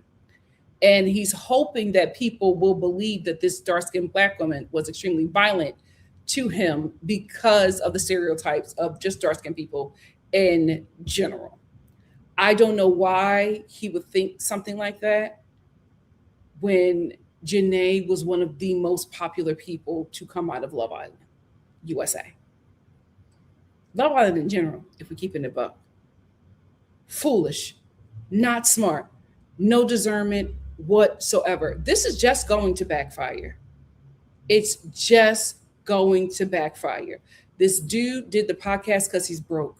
He don't have no more money. He don't have no more opportunities. He didn't have money when he was in a relationship. The money that he had was Janae's. He couldn't even get a plane ticket. He couldn't even get a plane ticket. So Janae, being a girlfriend that she is, but I love her because she said, I'm not buying it. I'm not spending no money on no man. She has some sense. She has some sense. She said, I'm not buying it. Get American Airlines to do that and put up a post. She still did some kind of labor for you to get out there, but she was not paying for that plane ticket because she probably was tired of paying for everything else in that relationship. And that's what happens. The money has dried up. He thought that the Latino community was going to financially embrace him after he did that Spanish Big Brother, and it still hasn't panned out. So now he's trying to get back in the good graces of the American audience because that's where he was eating. That's where he was eating, but he does not realize or has yet to come to the realization that the only reason why he was eating was because of Janae. And now that he doesn't have Janae anymore and the opportunities that he thought he had, independent of her, fell apart or fell through or didn't bring in the financial uprising that he thought, Now he's going to start pandering to the manosphere. I will not be surprised if he becomes a MAGA influencer. Because what else is he going to do? What else is he going to do? The women have closed their pocketbooks. They're not going to help him eat. So he has to pander to the manosphere. Keep watch. It's coming. Word on the street, he was already MAGA, so it won't be that much of a pivot. So then he talks about the incident with the phone. He talks about how he fell asleep. While he was asleep, Janae took his phone and was going through his phone. And she found the group chat. Janae goes off and confronts him about the group chat. And then he starts alluding to the fact that she physically assaulted him and abused him. But he's such a liar. Again, he cannot keep up with the lies. He doesn't realize right before he said that she abused him, he said that he took the phone from her. So the phone was in her hand. This big dude, Janae is this high, right? Little bit. This big dude takes the phone from her because she won't give it to him because she wants to know she's going over the text messages with him. So he grabs with the force of his body, grabs the phone from her hand. But then he tells us that she abused him. How so? Because the only person who used any kind of physical force in your telling of what happened with the phone incident was you. So how did she assault you? If anything, brother, you just told us that you assaulted her. You can tell he don't got a PR person. You can tell he don't have a PR person. So then he says, she goes through his phone and he's just like, well, let me go through your phone. And he goes, she's like, he goes, well, I want to go through your phone. And then he starts to cry. He goes, try to cry and goes, she didn't let me go through her phone. Why would she? She just found out that the man that she is laying down with, the man that she is talking about getting married to, engaged to, and having children with, and planning her life with, is a racist. Why would she do anything for you? Why would she do anything for you? My God, today, you could have kept this. You could have kept this. He also never mentions, he keeps on saying the incident and the things she found. He never mentions what she found. He never mentions why she went off. He never gets into that. He tries to skip over that and goes to, she assaulted me. Okay. And this is also why I feel like, oh, wait, do I have that here? Because let's get into Cordell. Because Cordell made a post and cussed him clean out. Where is it? One of y'all sent it to me. Here it is. Cordell cussed him clean out. Hold on, let me bring it up. And I was like, oh, this has to be bad because Cordell, he don't get into it with nobody. He is so sweet. I didn't even know he cussed. I was like, oh, Cordell. I couldn't believe it because Cordell don't curse. But he put up a post. Where is it? I'm thinking of this time. Hold on. I can't find it. Where is it? I just put it here. To give you a peace of mind. There it is.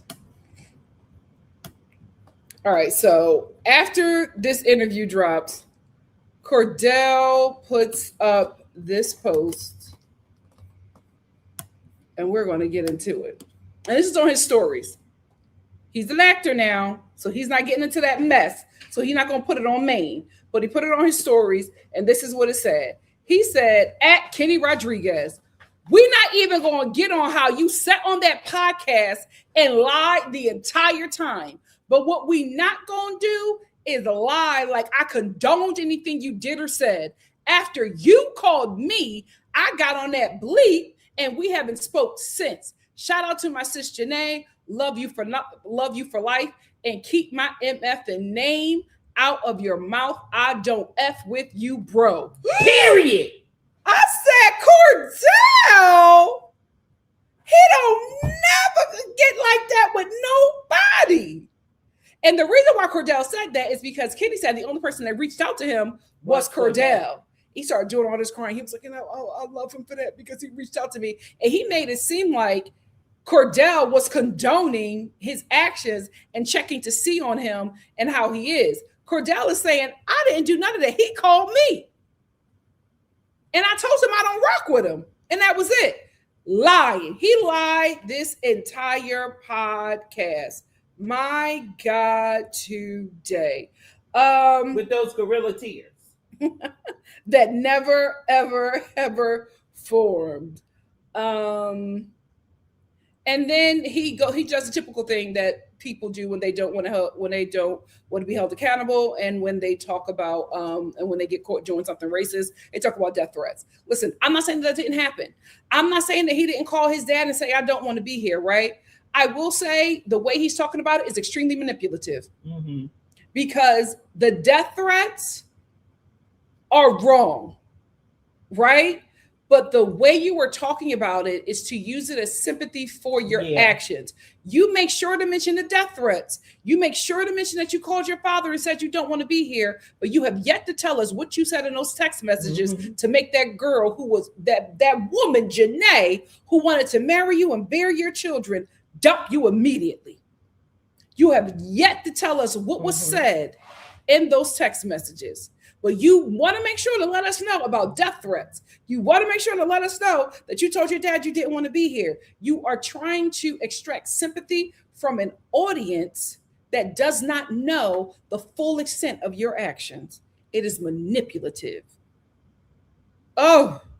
Well, what he did was he tried to set up, he tried to set a stage, and whoever, is behind him, rehearsed him for this. They did a terrible job. Yeah, they told him what to do and to go on here and to say, and to keep saying, I'm not a victim, because he kept making mention to that. And then he kept saying that, she was abusive to him. Now, and you didn't want to be in the relationship, but you mind you, Janae is 4 feet tall. Okay. But he, I don't like when people do this. I'm not even going to say a man, but it even pisses me off the more when a man does that. Like, own what you did. You called the woman. You was talking about her. You said you did not want to be with that black whatever.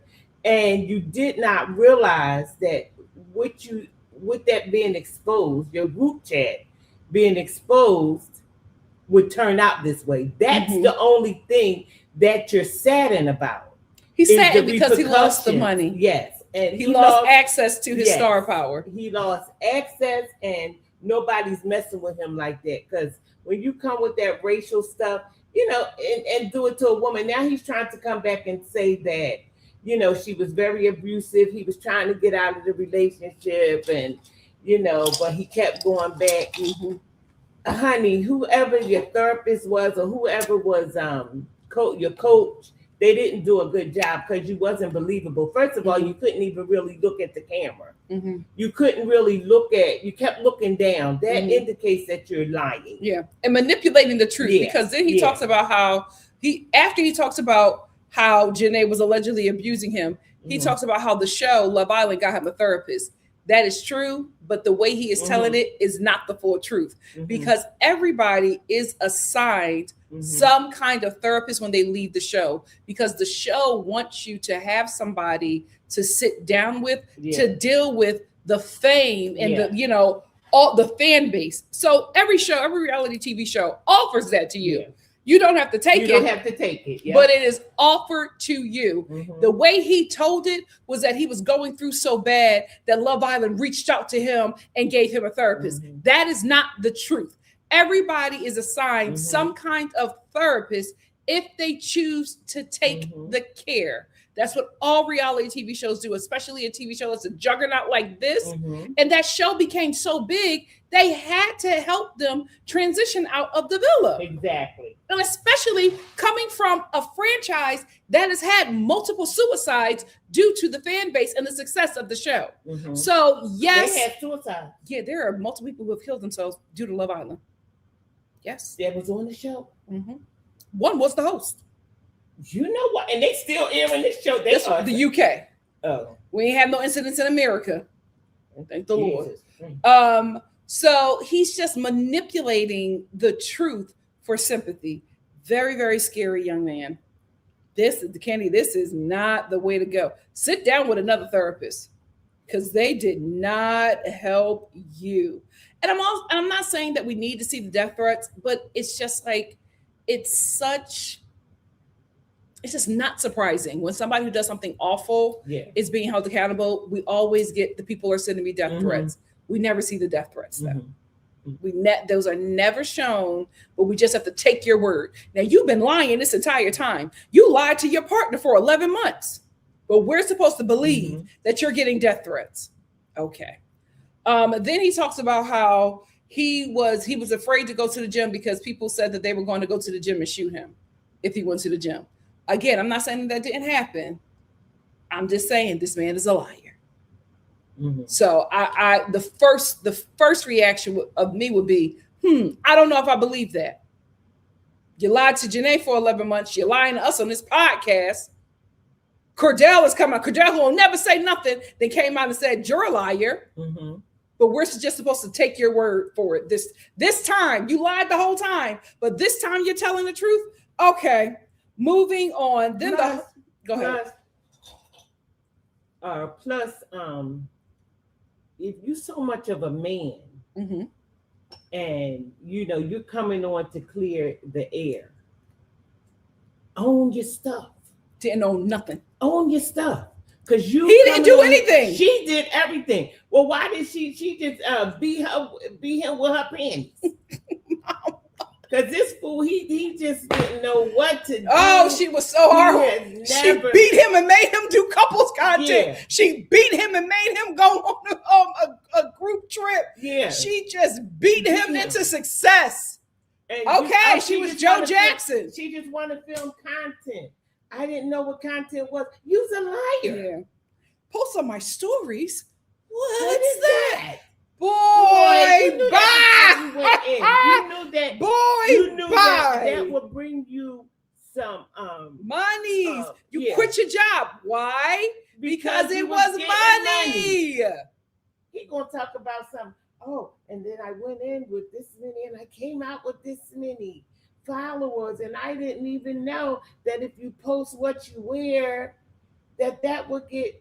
I'm saying, okay, now you pouring it on. Yeah, now you pouring it on. Now you think we're a bunch of dummies. Y'all talked about that in the villa. Yep. That when we Yes. get out. Oh. And y'all was posting content together because y'all was making money together. Mhm. So, we was business partners. Boy, if he would have just came out and said, you know what? I want to apologize. I did that. And I know people want to hate me for that. Here's the thing: he can't apologize because he meant it. Yeah. He's not sorry. He meant everything that he said.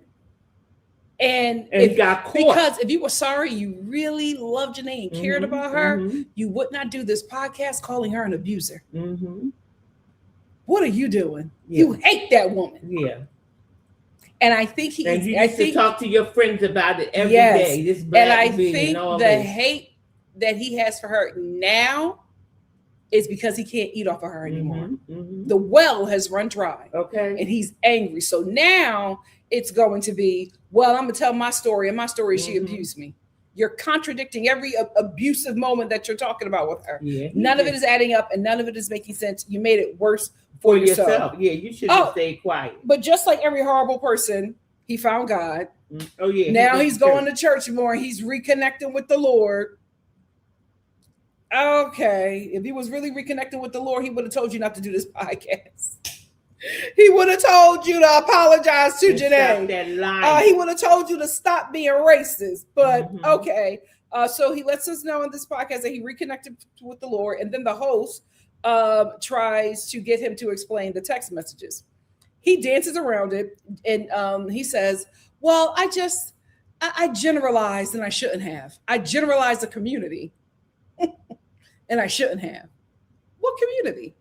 He doesn't mention the community, but right after he says, I generalized the community and I shouldn't have, his next words are, I've always dated Black women. Yeah. Oh, there it is. There it is. The community you generalized was Black women. Oh, we got you. We got you. So he said, I've always dated Black women. I'm Dominican. I have African ancestry. Oh, now we Black. We know Dominican. Okay. Then he says, he is just violent. This, I'm telling you. Oh, I love when a liar get caught up. Then he goes, I have dark-skinned people in my family. So you said something about Black women. Yeah. And you said something about dark-skinned people. Because why did you volunteer that information? Yeah. The host never said anything about Black women, never said anything about dark-skinned people. You said that. Yeah. So that's what was in them text messages. You made it worse for yourself. Yeah, I'm sick of this Black B. I can't wait to get away from her. I don't even like dark-skinned girls. It's only the only dark-skinned girl I ever dated, and I can't break up with her. Yeah. Yeah. It's probably some monkeys in there too. You said some stuff. Whatever he was saying for his friends, she wound up seeing it. And she was devastated because they all cussed him out immediately. And it took her days before she even said anything. And I'm subscribed to her YouTube channel. When she finally came back, that girl was hurt. That girl was hurt. Then the host aligns himself with racism because he's just like, oh, people need to stop judging you because what if your group chats were revealed? Excuse me. They need to be kinder to you because, you know, they don't want anybody looking at their group chats. You can look at my group chat. It's not a Klan rally. Is it man bashing? Absolutely. But I do that here. It's no surprise. But it ain't a Klan rally. Man bash? Every now and again. Oh. I thought you were delivered from being a boy mom. I'm not a boy mom. Join me. No. Join me. Join me. And that's the problem. No, that's not. That's the problem. No, I was made for that. Oh, girl. I was made for a man. Honey, when I see a man naked, I get...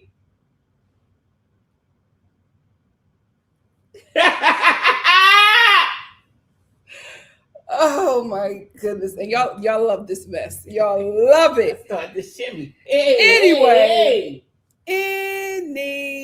But he's just like, oh, you know, if people's group chats were exposed, they would have more grace and sympathy. I'm never excusing racism. I'm never excusing colorism. So I would like the host of that podcast. Let's see your group chat then. If you are excusing what he is doing, you must have worse in that phone. My God, that's why he sat on your podcast. That's why he sat on your podcast. So the host then aligned himself with racism. Dummy. Just a dummy and a dummy sitting around having an hour and a half chat where we learned nothing but that Kenny is a liar. He spent the remainder of the interview pandering to the Latino community because that is the community that he wants to, you know, reaffirm him and put him back into the spotlight. I'm not surprised. Black people do that too. Whatever a Black person, especially a Black man, does something horrible in the white community or whatever non-Black community that he's pandering to, throws him away, all of a sudden they come back to the Black community. Oh, they've treated me bad. Well, you assaulted someone. So, you know, but that's what they do. They come back and they try to use their culture. He's like, I'm just so happy to, you know, be on the show that's about my culture. You know, I was in the home and I was learning stuff about Mexican culture. And I was just so proud that I could, you know, do a show for my people and my culture and blah, blah, blah. He was pandering to the Latino community because He wants that his community to put him back into the spotlight. And then he was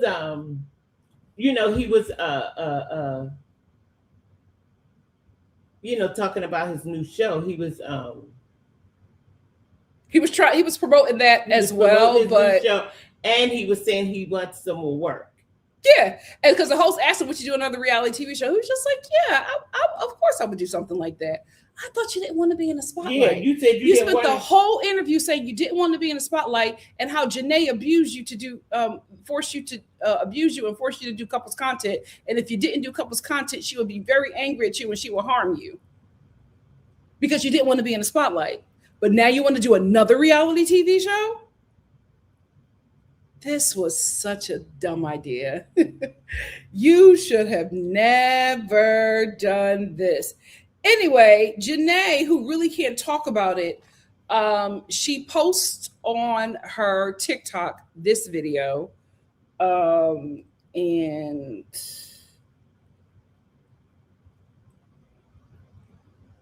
I'm going to share it with you here.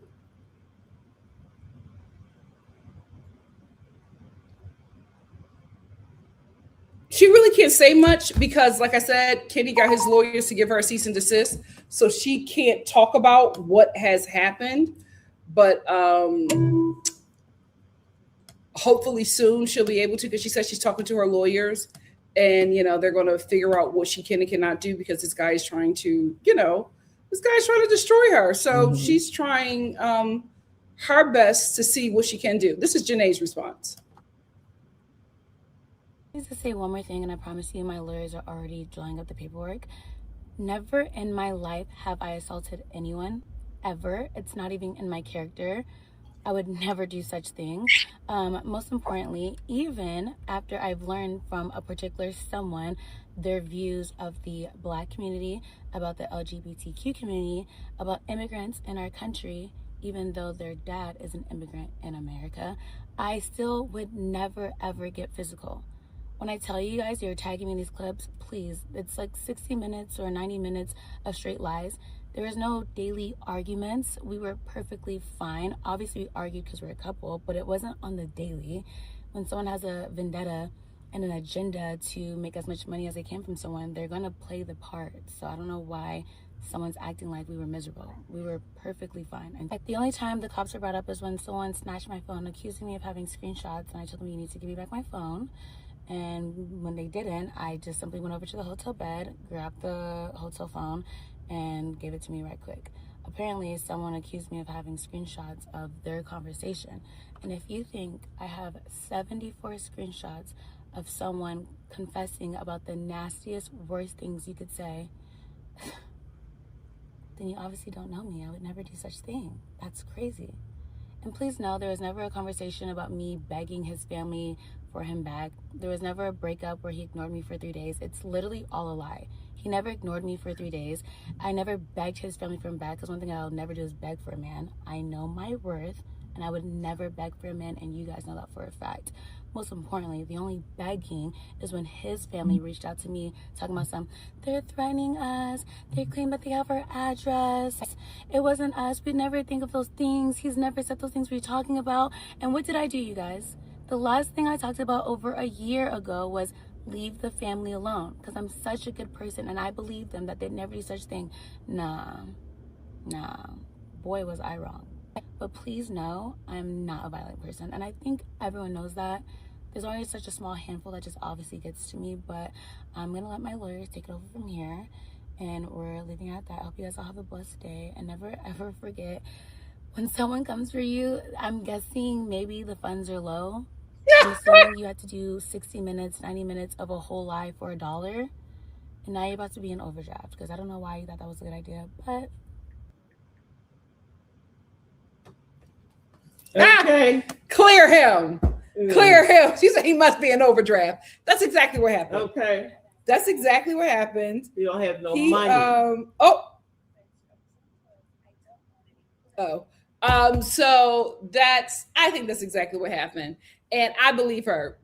Receipts prove timeline. She said the only time I ever posted about anything from his family was when his family was reaching out to me and telling me that they were getting bullied. And I do believe that because a lot of people were also saying that Kenny's family feels the same way. So Janae, the next day, made that post about leave Kenny's family alone, but it seems like his family is just as terrible as him, because Janae regrets standing up for his family when she did.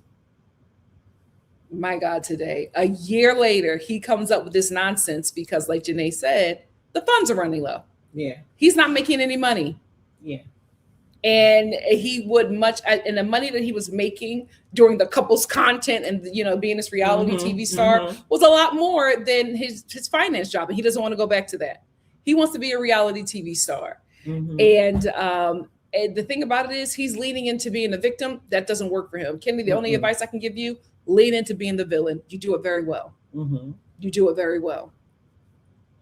Lean into being the villain. What do you have to say, Mama Star? Because that's all I got to say. What you got to say? Whoever is behind this with him prepped him to come on here because they're trying to make a comeback for him. Yeah. He's trying to get a plan about how can I get back in good graces with the fan base. The fan base, and how can I come back? So the first show you do, you can barely talk. You're doing all this time. It's been 2 years, and you can barely talk. Now, Mama Star ain't mean. Now, if he was getting death threats or whatever, I don't condone that. I really, really don't. I don't condone that. However, we got to be careful what we're doing on the social media and stuff. You know what I mean? Because just because you don't like it, honey, black people like black people. Yeah. And you got to be careful what you say. And those were the ones who was feeding you. Okay. And you have to be careful what you say about a black woman, because black people ain't playing no more. And it seems like it wasn't just the black community. She said LGBTQ. Yeah. And immigrants. And his father's an immigrant. But he seemed to have realized that he dug himself in a hole that he don't know how to get out of. So he's trying to come back. But instead of whoever told him to do that, because I watched that. I watched him say certain words that would, because he kept saying, I'm not a victim. I'm not a victim, because that's what they told him. Don't go on here playing like you the victim. Say you had a part in that, but don't take it this far. And he did a poor job. He really, really did. And all that crying was for what? That crying was for a couple of days after the event. It's 2 years later and you have those tears like that. No, boss. No, you shouldn't have did all that crying. That's too much. But I've seen him from the beginning. I saw that he's trying to come back. Funds of dry love. He did a little show. You need the money from them black people. You need the money from them gay people. You need the money from them immigrants. You need that coin. And the well is run dry. And she did take some pictures of what he said, because she had to have her evidence. Well, that's the thing. I was like, now, wait a minute, Janae, because she said, if you think I have 74 screenshots. She don't have 74, but she has some screenshots. I said, now, Janae, wait a minute. No, she told you. She said, if you think I don't have 74. You don't know me at all. Oh. She said, I don't have 74, but I have some. Oh, because she screenshotted that. She went while he was asleep and screenshot everything that he said. And that's what she sent to her friends. That's why her friends don't like him. Because he said a lot of stuff in his group chat with his friends. So when he gonna say he woke up, you ain't wake up and see your phone was going. When you woke up, she was in that bathroom with that phone. Yeah, when you woke up. You looked for that phone and you didn't see the phone and you didn't see Janae. And you knew. You knew you was caught. You knew you was caught. So, and they had went to a wedding and everything earlier. So something must have happened where she was able to see his phone. Sleeping with the enemy. Maybe his phone opened up and she was able to see that and she just went in further. But don't play with it. I think what happened, I don't think his phone opened up and she was like, let me go through it. I think that group chat was going off. Oh, And the message pop up. I think the message popped up and she said, huh? Probably put that screen to his face and went in that bathroom and found out who her man really is. Yeah. My God, today. So glad she's free. Man up. Stand in it. Own it. You know what I mean? I said those things in heat of anger because he was trying to allude. I shouldn't have generalized. Yeah. That's what did he say? Yeah, because he alluded to saying something, but he won't say what he said because he whoever is coaching him told him, don't go there.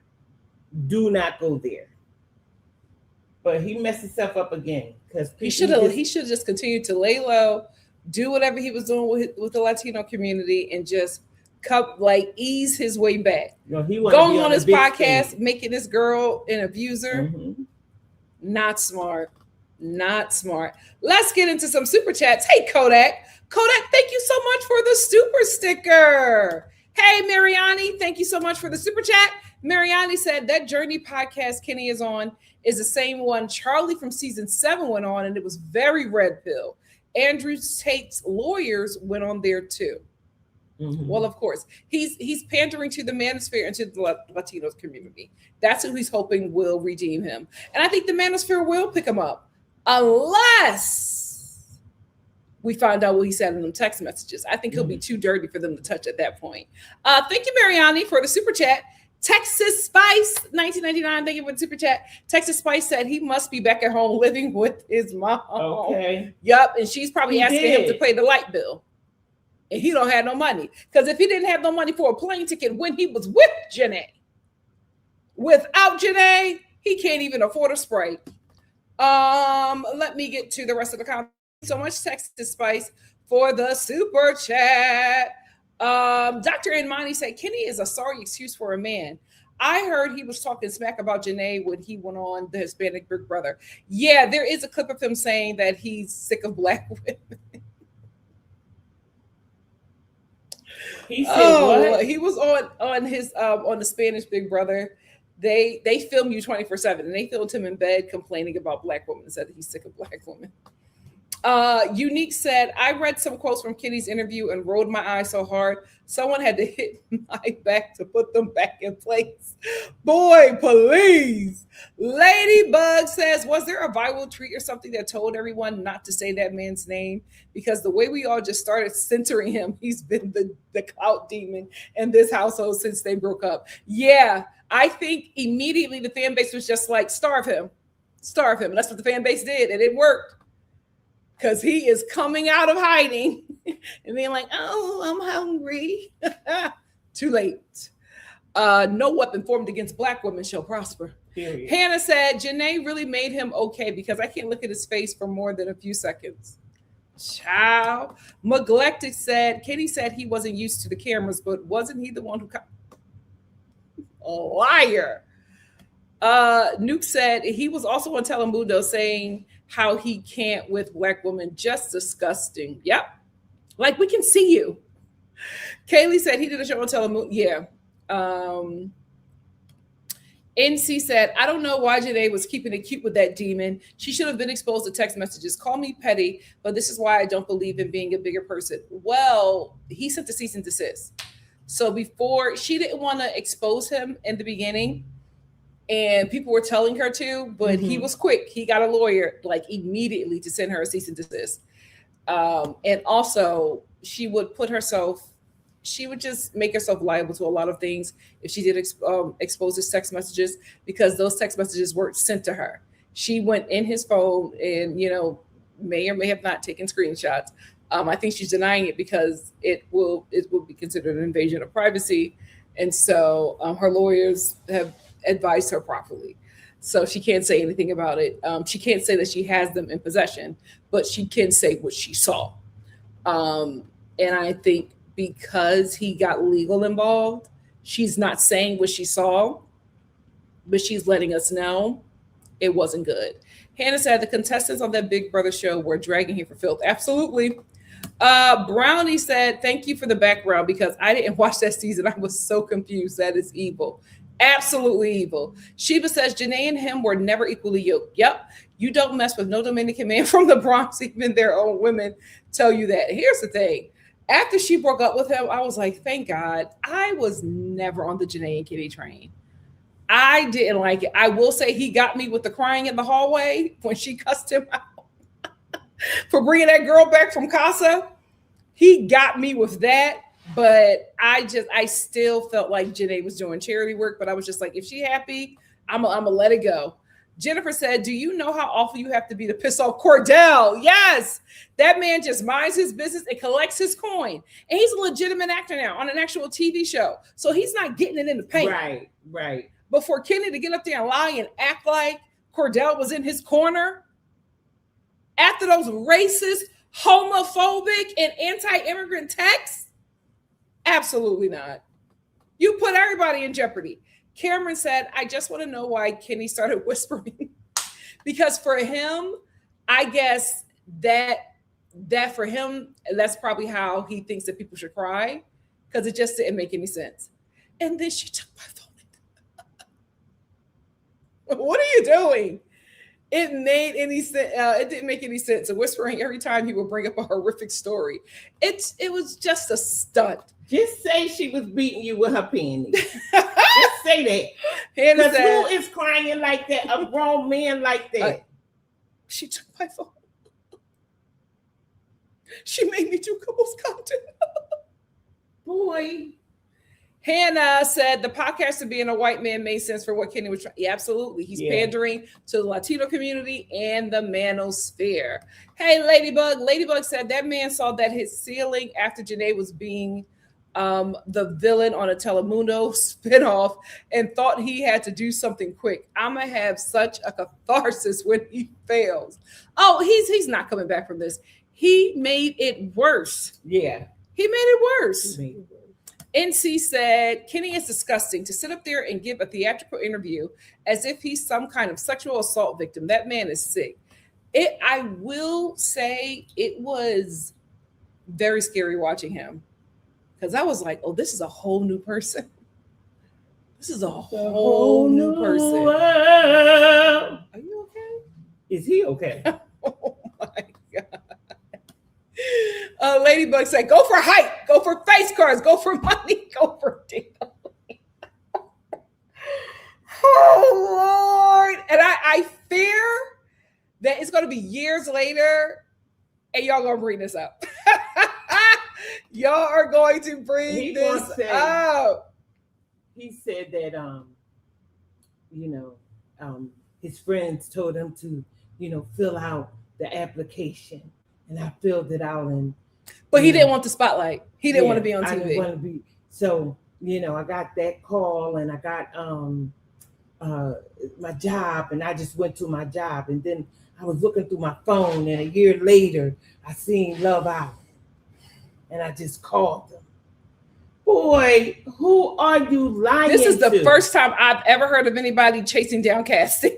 Oh my God. But you didn't want the spotlight, but you chased down casting. What it was going to be, when I came in there, I'm saying, boy, you called them. Mr. Brown. You wanted the spotlight. Yeah, you called them. You wanted the spotlight. Sheba says, Black women cannot afford to date down for any reason at all. Janae had no business dealing with him. He love bombed her. Like, the guy lied to her, guys. She was with him for 11 months and did not know who he really was until she saw his phone. I will say she did the right thing immediately. Saw that phone and got rid of him. Yep. Immediately. And let everybody in her friend group know who he was. Yep. Smart girl. Let's talk about it. Smart girl. No. Forgive me. No. I want to understand. She said, nope. Dr. Enmani said, even my Hispanic friends avoids Dominican men. Oh, Lord. Thony said, Nikki.Star with the message, F that demon. Absolutely. Jennifer said, I thought it was funny how fast his tears would abruptly stop each time he moved on to the next thought. Yep. Spitzy said, Nikki, this is what I do, and these men get on my nerves, LOL, but they are fine. You got to. They should say. NC said, it was the I can't be racist. I have dark-skinned people in my family for me. That's a new one, ain't it? That's a new one. I shouldn't have generalized. What did you generalize? Yeah, what did you say? That's like if you're this is why we have to bring back journalists, because a journalist would have said, well, what did you generalize? The host just moved on. Yeah. No, what did you generalize? Well, the host, to me, the host was a friend. The host, he was a friend. Yeah, they had a conversation before this, and I ain't gonna say this, and I ain't gonna say that. No, I got you, buddy. Yeah. I'm gonna make sure you look good. Get out of here. Art World said, and how was he always the only Dominican in the room being from New? I didn't want to say anything about that, but I was just like, you're from the Bronx and you were always the only Dominican in the room? What are we talking? He's just a lot. And now seriously, guys, seriously, the way he lied for an hour and a half, just one lie after the other. Didn't even bother to keep up with him. Scary. Hey, Nama said, very telling that Charlie went on there. Him and his brother are Red Pill AF. I wouldn't be surprised if Zach is next. Hannah said, now Janae can leak the text messages now that he broke the terms of the cease and desist. But I think the only reason why she has it is because it'll be considered invasion of privacy. And I think he's probably already said that to her, or his lawyers have already said that to her. So she's playing it safe. That's why she said, I'm talking to my lawyers to see what I can and cannot do.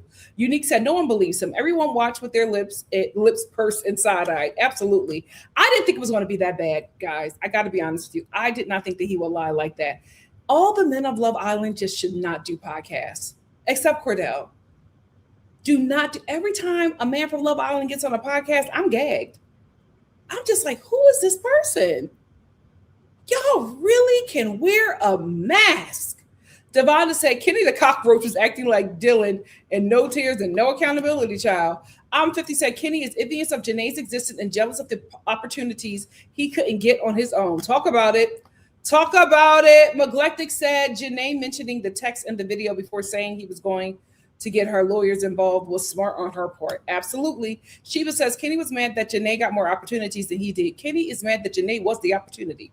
Okay. And he didn't want to be with her. But he couldn't leave her because if he left her, he left his money. He's even madder that she got rid of him and cut off his lifeline. Yep.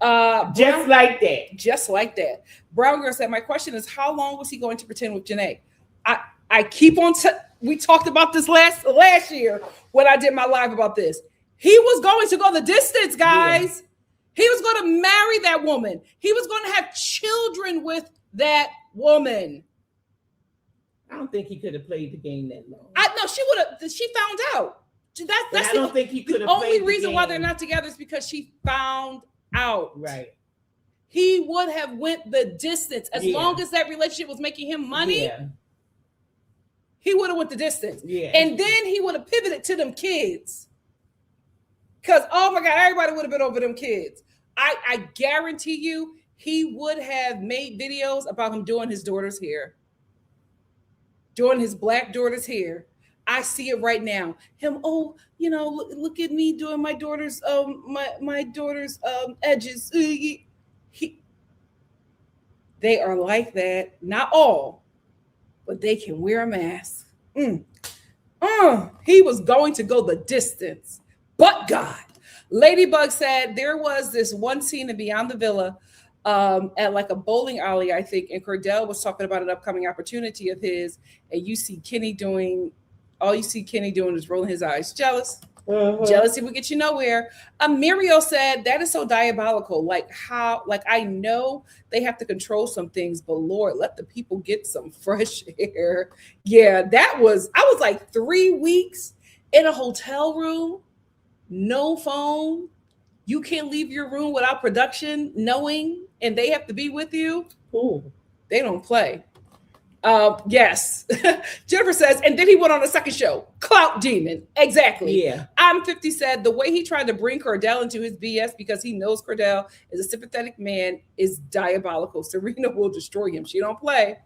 Ladybug said they saying he's for sure getting jumped at the meet and greet. No, he already had the meet and greet. And I saw some videos from him. He had a good time.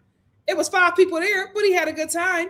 Brown Girl said, I need Kenny to get back to his cubicle job. Enough of this. He doesn't want to. He had a taste of fame and he likes it. Yeah. He's lying and saying he don't like the spotlight. Because if you don't like the spotlight, don't be in it. It's so easy. Fade to the black. It's harder to get in the spotlight, easier to get out of it. Chu said nobody showed up to the meet and greet, so he's trying to act like he didn't want anyone to see him anyways. Point and we had a meet and greet where? In New York. When? The 17th. This year? This month. And nobody came? No, I saw it was some people there, but I was just saying, for you to be the guy that says you don't want to be in the spotlight, why are you having a meet and greet? Yeah, Slim was in the house. And advertising it. Devon said, not the AI photo. LOL said, what bird brain wanted to meet this comment? There were some people there. Dr. Imani said, I noticed on his Instagram, he only posts in Spanish. He is trying to appeal to his Hispanic audience. Absolutely. NC said, did you see how he brought Cordell into it? Lied and said Cordell was there for him, and Cordell responded. Cordell ended him. Cordell was like, don't bring me into this mess, especially with racism and homophobia and being anti-immigrant. Like, why would Cordell console you after you did something so awful? To a black woman. Ice Macchiato said Kenny was on a Spanish reality TV show. Yeah, I didn't know it was on Peacock. I'm not going to watch it. Ladybug said, not the bar putting him on during happy hour. They said you ain't got enough motion. We got to incentivize people too. Yes. Kenny wasn't enough. They had to add happy hour. Jennifer says, shout out to whoever commented that he was going to get Joan. Muriel said, I remember him talking about wanting to go back to finance on After the Villa. Like, go do that and stop terrorizing Janae. He's never going back to that. It's too much money to be made. Or he tasted fame and he tasted that money. It's hard to go back to a finance job after that. Art World said he's doing it for the Dominican kids who felt alone like him. I'm telling you, he's going to do the MAGA pivot. He's already there. Amirio said he's an idiot. He was literally doing the TikToks with Janae. And I guarantee you some of them were his idea. Ladybug said, like, Love Island isn't even star for Dominican representation. The hell you mean you're doing this for little kids? Exactly. Okay. Hello, Melanie. Tony said, my God, not the cookie. I'm sick for Janae. She doesn't deserve all this because of that demon. Absolutely.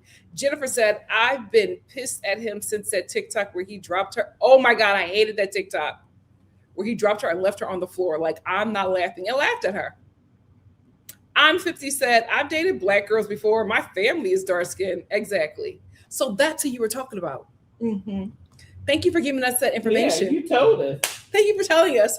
Onika said the girls need to move like Coco Jones when it comes to dating. Pop out married. Pop out married, child. Neglected you don't said know nothing about nothing. Coco Jones. And then she just posts with a ring. Like, oh, go ahead, girl. Neglected said you're doing a meet and greet for Dominican kids at a restaurant lounge. He's a liar. How about you go to a place where the kids hang out, like a best some type of park? He's a liar. The kids might be the money. Unique said he said that Janae was like Ike Turner and Joe Jackson at the same time, right? But then let us know that he was the one that was the aggressor because he grabbed the phone out of her hand and she had to call security. Right.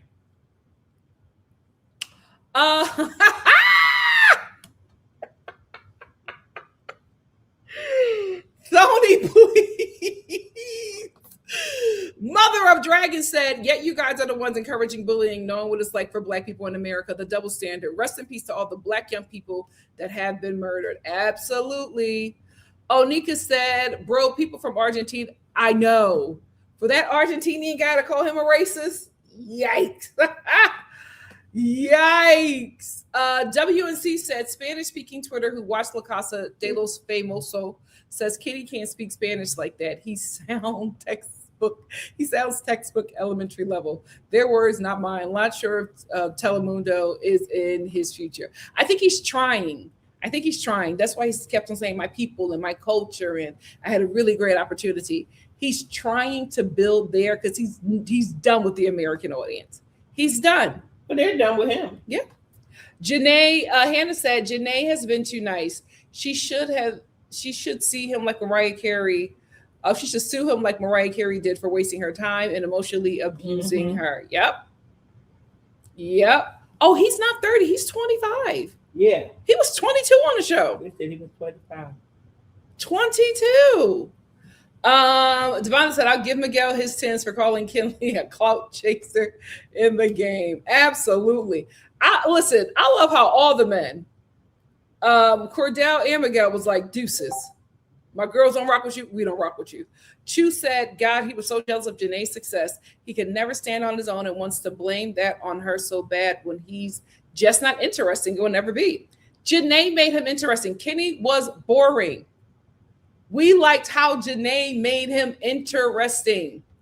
Because remember, he didn't know anything about content. Nope. Post on your story. Stories? You didn't know what story was before you went to Love Island? Kenny, please. Mm-hmm. Kenny, please. I'm 57. Poor Kenny can't find a flight to the girls' trip. Janae forcing him. When he started crying over that plane ticket, I said, Kenny, enough. We're doing too much. Okay, yeah. We're doing too much. Well, he's auditioning for parts and stuff, honey. It's too much. Jennifer said, know he could cry on. No, well, he can't do it well. Jennifer says someone needs to tell him that he has absolutely no star quality or charisma. We only acknowledge his existence because he wanted Janae to be happy. That's it. We liked you because of Janae. Without Janae, we're not seeing you. Who are you? Ladybug said literally he was the vessel to get Janae into the Final Four, and after he was nothing more than her arm candy. He's forgotten himself. Yep. You would still be eating had you just played your position. G-Ma said he's in my Spanish-speaking podcast spreading lies. He's in many Spanish-speaking podcasts spreading lies. A mess. Shanzoni said, y'all piss me off when y'all categorize straight size people as plus size. Like plus size is size US 12, respectively. Signed is size 12 and up. Respectfully signed 16 baddie. Fire. Plus size baddies link. Yes. Hannah said, Janae doesn't even raise her voice, so I've never believed she was violent. We watched her for 6 weeks. Never raised her voice. But as soon as she got out the village, she started beating on you. Listen, not saying that something like that can't happen, but Kenny, please. Even in your retelling of it, you don't tell that story. So boy, bye.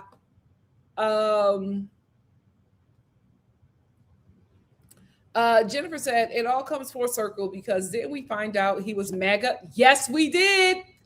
Before coming on the show, and we were all suspect. We knew.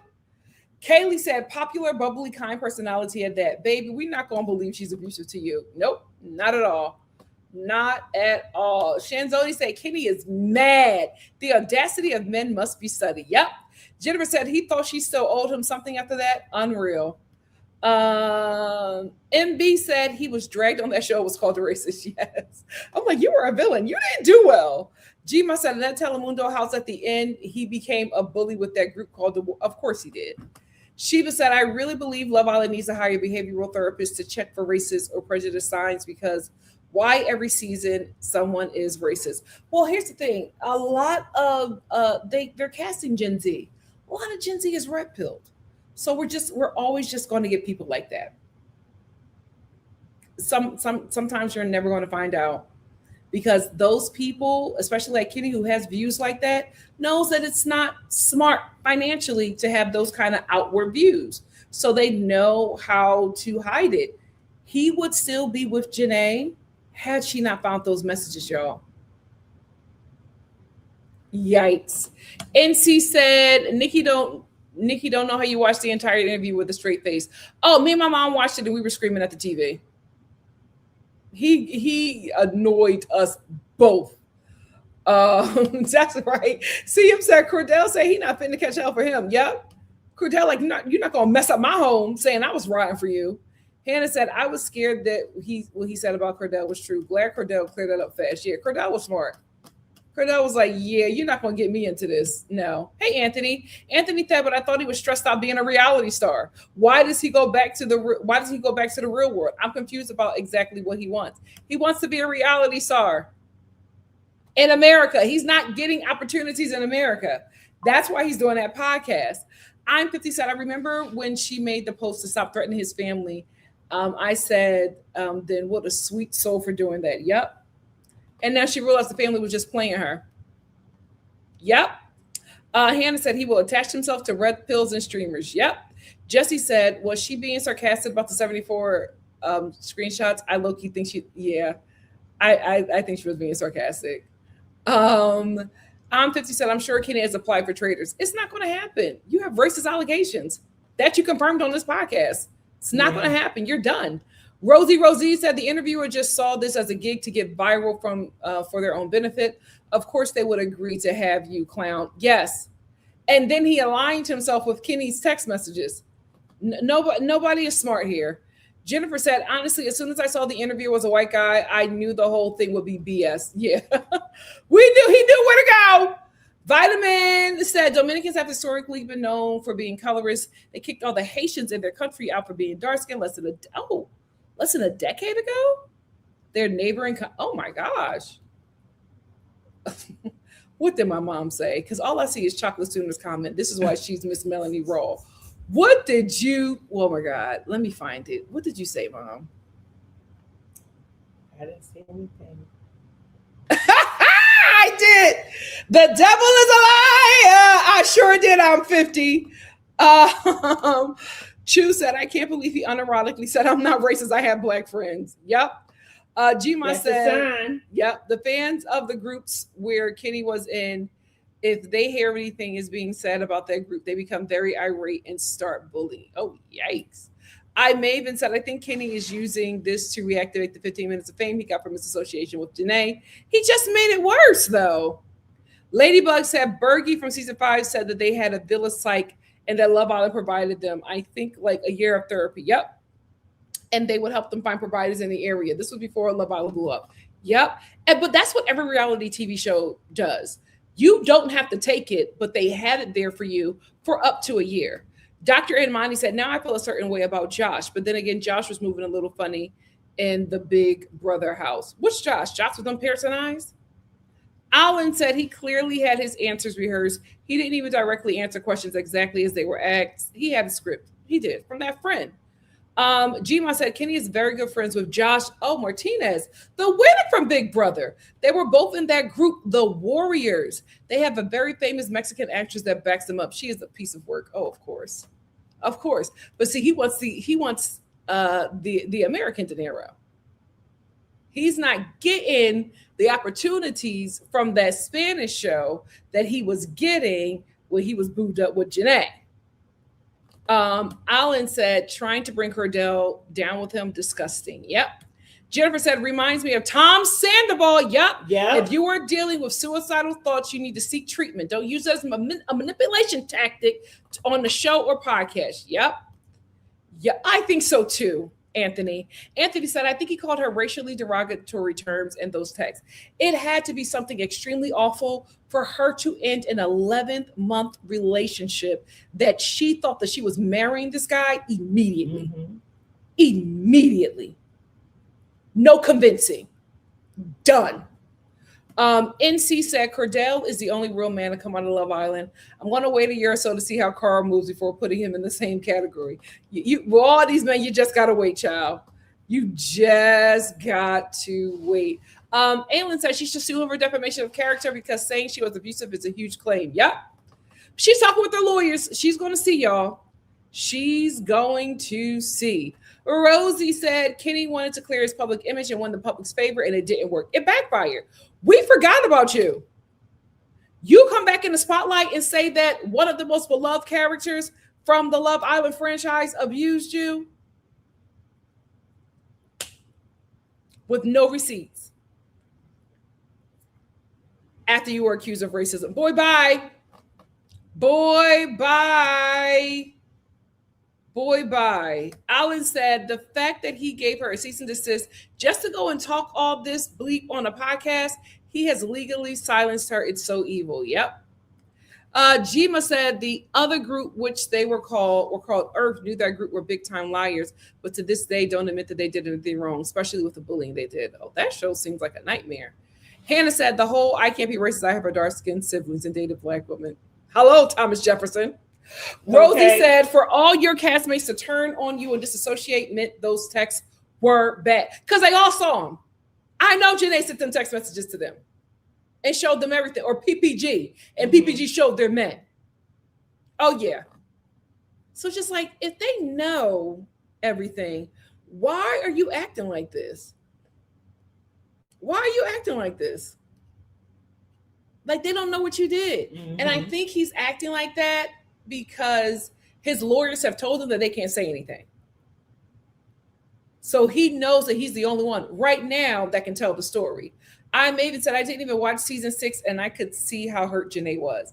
Guys, she was talking about marrying that guy. She would do like TikToks about their children. She was locked in. She would always talk like, just, you know, as soon as Kenny proposes, I'm ready. Like, she was going to go the distance with him. A mess. Yasmin said, hey, Nikki.Star. Hey, Nikki and Star fam. Cordell said, don't lie on his good name. Janae cleared Looney Tunes. She sure did. Thank you for being here, Yasmin. Chocolate Sooner said, but Kenny isn't even a good villain. He'd suck on traitors. Yeah. He doesn't know who he is yet. I will give it to him. He's, you know, a little hard on the eyes. So, you know, people think that he's older than he actually is. He's still fairly young. So this is, you know, when you make some dumb mistakes, and he's making these mistakes in front of the public eye. But you're still old enough to know that racism is bad, homophobia is bad, and being anti-immigrant is bad. Yet you still choose to hold those views. Because you know that those views are wrong. That's why you haven't expressed them. That's why the Black woman that you were laying with didn't know that you felt that way until she went through your phone. Right. So you're very aware that how you feel and think and speak privately about certain communities is wrong because you never express it publicly. Right. So you know what you're doing. Manipulative. Rosie said, some people use death threats to garner sympathy and negate themselves from their own wrongdoings. It can be emotionally manipulative sometimes. Absolutely. Jazriel said, oh, love Nikki and Mama Star. Can't wait to catch the restart. Thank you so much for being here. Maven said, if casting wants you, they know how to find you. Alandria says she was approached at least twice before she was actually cast. Yep. She was supposed to be on Love Island. She was supposed to be on Love Island season 6. I think she was supposed to be a bombshell, but she couldn't do the show because she was out of the country at that time. She had already booked a trip. So she turned them down and said, I can't do it. And they came back around again and they said, are you available? And she said, you know what? Yeah, let's do it. Chu said, it makes me so sad because Janae and Kenny were the ones that got me watching Love Island. I saw one of their lives and heard the season was good. They seem so cute. I hate him. He ruined everything. Yep. He ruined everything and he has no one to be mad at but himself. But he's blaming us. Unique said him and his family are, I will vote for Donald Trump. I will vote. Anthony said, I was shocked when all this stuff about Kenny came to light last year. I was actually shocked. I was shocked and relieved. I was shocked that like somebody could lie to their partner like that. But I was also relieved that she was getting rid of that guy. I just never thought that they were a cute couple. I didn't think that they looked good together. I just was like, Janae, Hodder is waiting for you. You gotta let that go. I can't wait to see who she pops out with now. Well, for me, that was scary for me to, as a mother, to, you know that my daughter is sleeping with this guy and he hates her. Yeah. Like, that she doesn't know until she goes through his phone. No. Like, he could have done hates anything. her community, hates the people who are in her community. Yeah, he hates her. And it was only the grace of God that she was able to see that. And they were horrible because she did not want no let's talk about it. No, immediately done with him. Everything was that they immediately were some done. Things that he said about her. L Boogie said she ain't got 74, she got 78. Okay. Screenshots. Hannah said, this is why I hate people wishing Kenny on Anaya and Alandria. The level of wickedness and hatred towards Black women isn't something you wish on us. Yes. I'm 50 Gold said one of his friends gave her a heads up, I think, because he mentioned a former friend. Oh, really? Rosie said the cease and desist is preventing her from releasing the text messages. Yep. And to be probably be accused of invasion of privacy. Rosie said one of Kenny's social groups needs to turn against him and leak them. However, that's right. If they that's a good way, or if they come to court, the her lawyer can subpoena them. Yeah. If they go to court, everything will be released in discovery. Her lawyer can sue him. Rosie said, if I was Dominican, I'd be so embarrassed of Kenny and Sincere's behavior on television. Sincere is Black and Puerto Rican. I think his mom is mixed, like, so he's like Lisa Bonet and Puerto Rican. And what he mix. They're trying to clean him up. Mm-hmm. That's why Melanie can't be seen with him right now. Mm-hmm. I don't think that they're not together. I just think she can't be seen with him. He is posting lovey-dovey stuff on her every time she posts something. Yeah, but they're not seen together because they're trying to fix his image. Because he's going to make some company some money, but they got to clean up his image. Yeah. Jana said God protected her. Yep, he would have married her, then tried to get spousal support. Oh, he would have been a nightmare. He would have been a nightmare after he thought that he got to the place where he didn't need her anymore. Because he was going to kill her. Okay, Mama Star.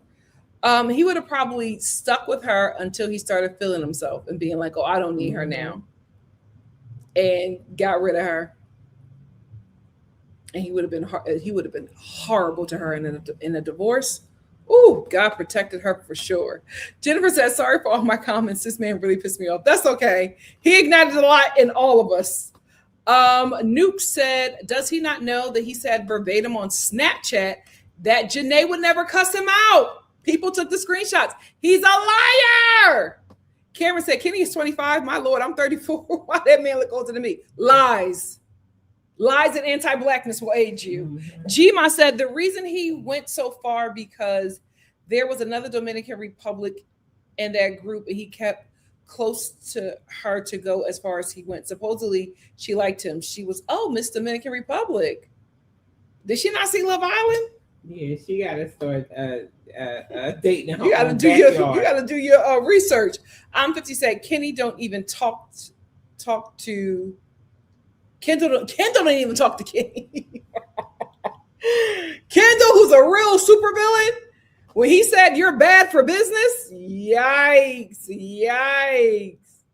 Gma said they called Kenny on that house mueble, which is a piece of furniture, because he didn't do anything at all, just like he did on Love Island. Thank God for Janae. Rosie said he knows Spanish is a language barrier and is using that to change the narrative against the U.S. audience. Probably. Social Seth said he don't have any money to sue her. That cease and desist would be in the trash. A retainer would be at least 20 bands. Maybe Janae's lawyer is just telling her that. I hope so. Simone said, hey, Star fam, late to the live, but here for the recap. Thank you so much for being here. She should sue him. Yeah. That's what she probably is going to do, so that she can share her side of the story. Yeah. I made it say Kenny looks like one of those Easter Island monolith. What is that? What is Easter Island? Kirsten said, I'm behind, but just want to say Kenny is given how Brian acted with Rachel Lindsay. They both hated their partners. Yep. Neglectic said, OT, Brittany has a People magazine article coming out tomorrow. Yeah. Really? It's on the People okay. app. We're going to talk about that tomorrow. Deborah said, I can see Kenny trying to get on the challenge. Oh, I can see that. The Josh Big Brother winner, but Kenny's too problematic, especially now that the casting is so diverse. Yeah, I think if those text messages are dropped, he's done. He's done. Because seriously, guys, for Janae to drop him immediately, it was vile what she read. Yeah. It was vile. It was to throw away 11 months, to kill 11 months in an instant. Yeah. It was some nasty stuff in them texts. Jesse said, I agree with Mama Star. A jealous evil man is a dangerous man. It is. I Maven said, did you say Lisa Bonet, Puerto Rican? Did you mean Rosario Dawson? No. I meant the mixtures. Lisa Bonet is Puerto Rican? No, Lisa Bonet is mixed, right? Sincere's mom is mixed. Black parent, white parent. Sincere's dad is Puerto Rican. So that's a mixture in itself. Then they come together and they create him. So when I said Sincere's mom is Lisa Bonet, that's what I meant. Mixed people, if you're mixed, you're Lisa Bonet. I don't know why I said it, guys. I've been on here for a while. L Boogie said, however, the text messages might be able to be used now in a defamation lawsuit. Come on, Janae. Because he himself has now discussed them in a public forum. Mm-hmm. He also mentioned that they were about Black women. Let's go, Janae. Let's go. She did say, I'm going to contact my attorney. Yeah. Ladybug said, I agree with Mama Star. Melanie will absolutely be fine and Sincere can get a couple deals or two. But if they want to capitalize on that couple, they need to clean up his image first. Yeah. I think that's what they're doing by way of Carl. Hey, Doris. Doris said that could have been a real bad because he and his whole family was secretly her ops. Those dramas never end well. They will ruin your life. Oh, Kirby. Y'all are messy. Give me Shelter said, but Latinos aren't a race. It be the most mulatto ones with the identity crisis. Kenny. Kirsten said Kenny wore khakis and button down in the villa in Fiji. Let's not forget Square. He dressed like a finance guy, and we all had a good laugh about that. Janae upgraded him in so many ways. Like her last video before the breakup video was her doing the video about being a good girlfriend.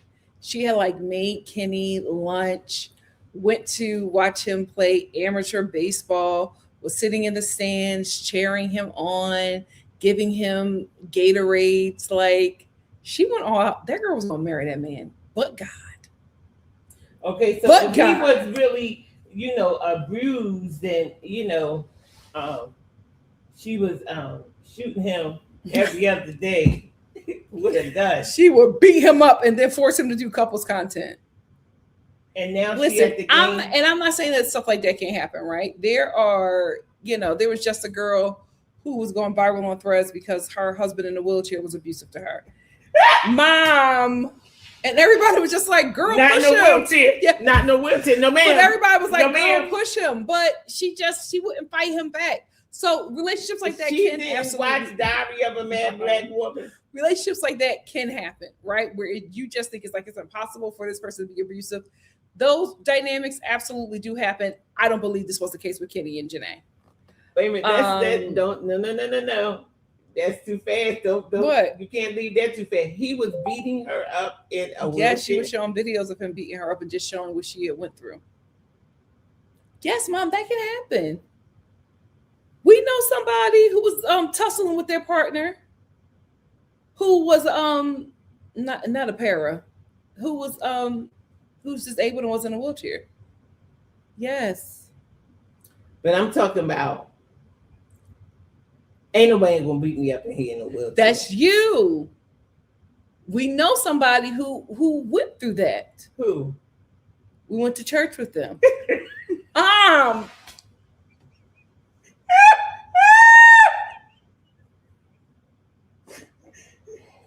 Nikki, I'm not coming to it anymore. You get on my nerves. Oh my God. He carried a gun. I'm saying some people those relationships. He's gonna say, take me downstairs because I'm about to kick him down.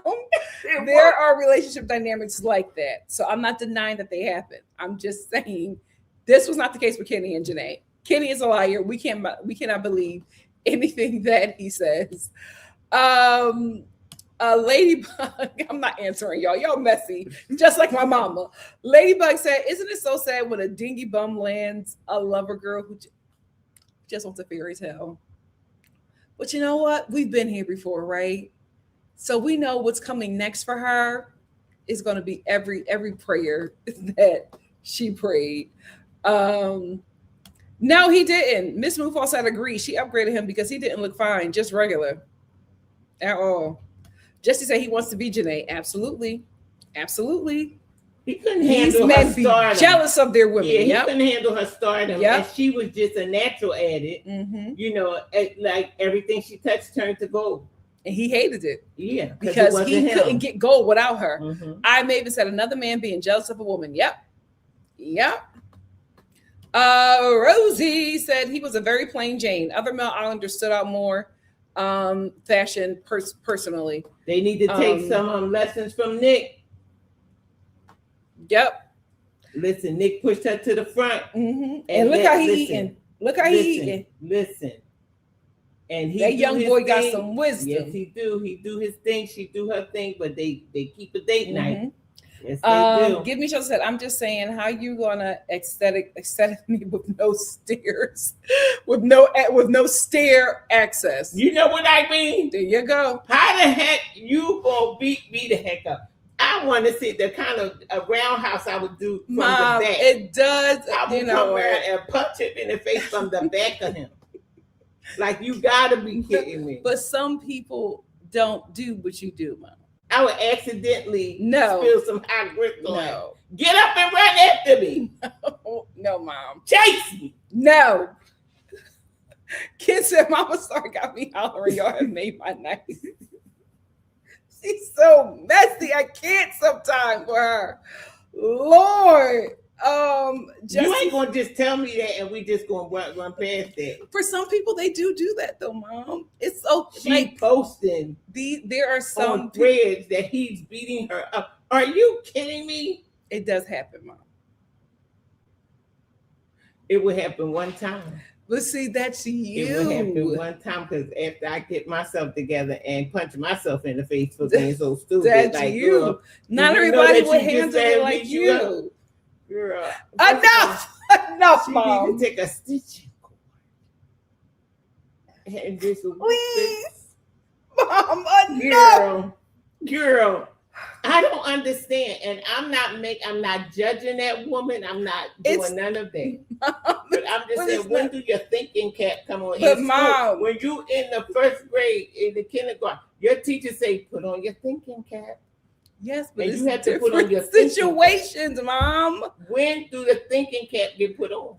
Listen, there are what was the movie? Some movie from the 80s where I think it was Jodie Foster. Mm-hmm. It was Jodie Foster. What's the movie that? And she was assaulted by this guy, and he like terrorized her. Mm-hmm. And she was she in a wheelchair? No, but listen, I'm saying she was afraid of him and afraid of him. And then one day she wasn't afraid of him anymore. I think she killed the guy. Mm-hmm. First of all, it's a movie I shouldn't have been watching. What about what's her name that Tweety can't watch her even now? She's Misery. Kathy Bates. But not every woman would do that. Sometimes, cowardly lion. Sometimes you got to build up that courage. You never know. Anyway, those dynamics do exist. What got me was he's in a wheelchair. If you are standing 10 toes down, Mom, that's one to thing. You. But if you are in a wheelchair, I have to assist you in whatever you're doing. No, Mom. And you're beating me up. We're done. Jesse says, I need Nick to be Mama Star at this point. Lord. If she's not going to be canceled, in a wheelchair, enough, Mama Star. Just punch him to the head real quick. Boom. I mean, now that I think about Diary of a Mad Black Woman, I can't believe that Tyler Perry got away with filming the abuse of a disabled person. I think about that now, like, what? She almost drowned that man. How did he get away with that movie? Anyway, I'm 50 Gold said maybe that's what I'm saying. Where is she at? Because I'm going to send her the movie. I want her to watch. I'm 50 Gold said maybe Kenny just needs to live his truth and be who you are. It'll be Janae. It will be Janae. Miss Moonfall said, teach the girls mama. No, no, absolutely not. Was it the burning bed? Hold on, Christia. Yeah, when she lit that bed on fire. Yes. Who was it? Farrah Fawcett? No, it was Farrah Fawcett. No, that is a great movie. That is a great movie, but it's one with Jodie Foster. Oh. I think the burning bed was Farrah Fawcett.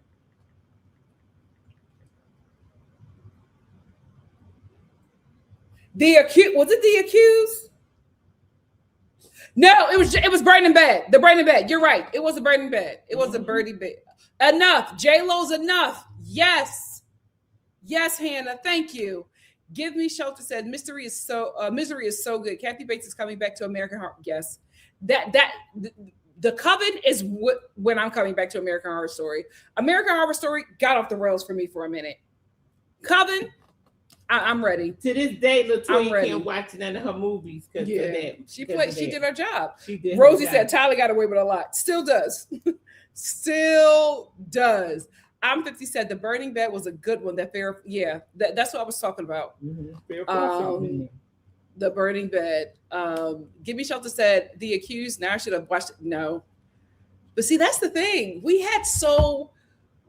had access to so much media back in the day. My God, today. You see the stuff that's like burnt in our brains. The Joy Luck Club. I should have never watched that movie. As a child.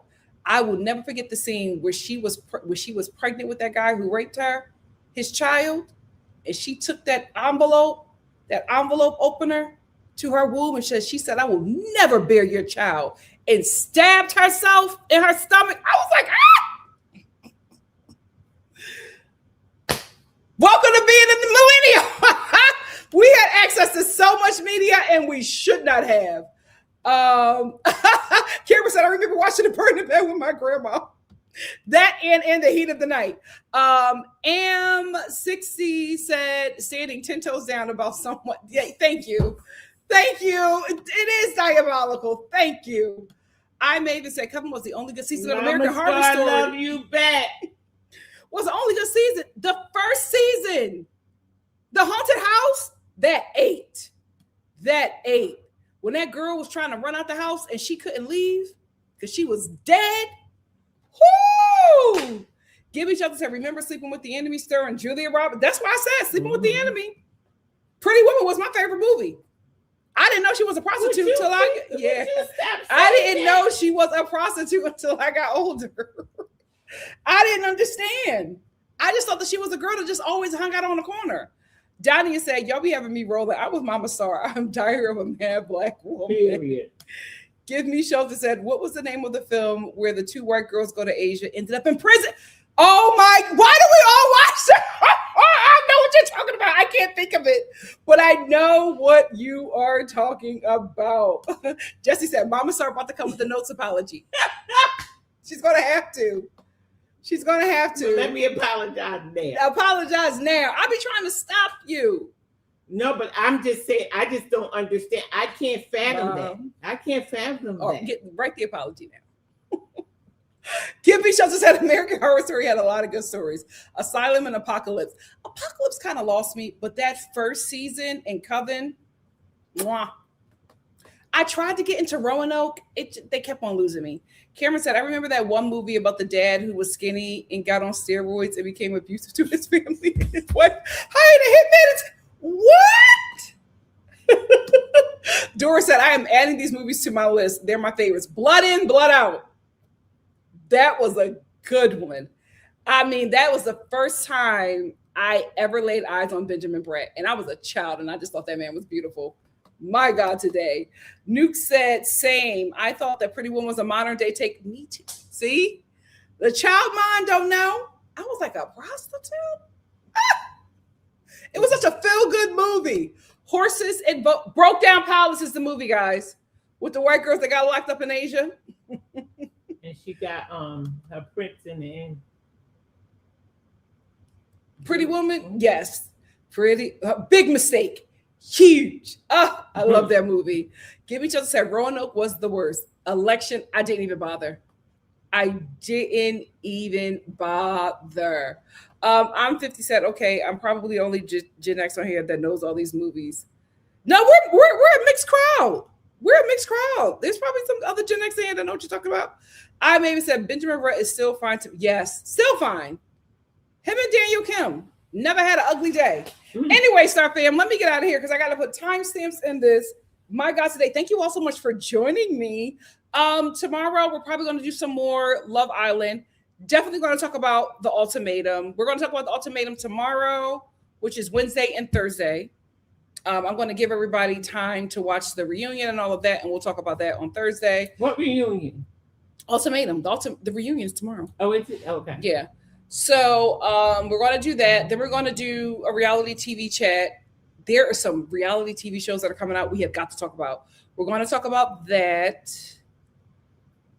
And I have some other shows, but I got to catch up on them. So we'll see. But right now, look for some more Love Island chats and reality TV chats the rest of the week. If I do anything else, I'll make a reminder. Make sure you follow me on Instagram at NikkiNicoleStar. That's where I post a lot of what I'm doing in my stories. And I will see you tomorrow. El Boogie said, Blood In, Blood Out is my jam to this day. Benjamin Brett still had me in the chokehold. That was such a good film because I did not know that there was like colorism in the Mexican community. Oh, ciao. Cameron said American Horror Story, NYC, also known as Hell's Kitchen, is what turned me on. I did not watch that. This was fun.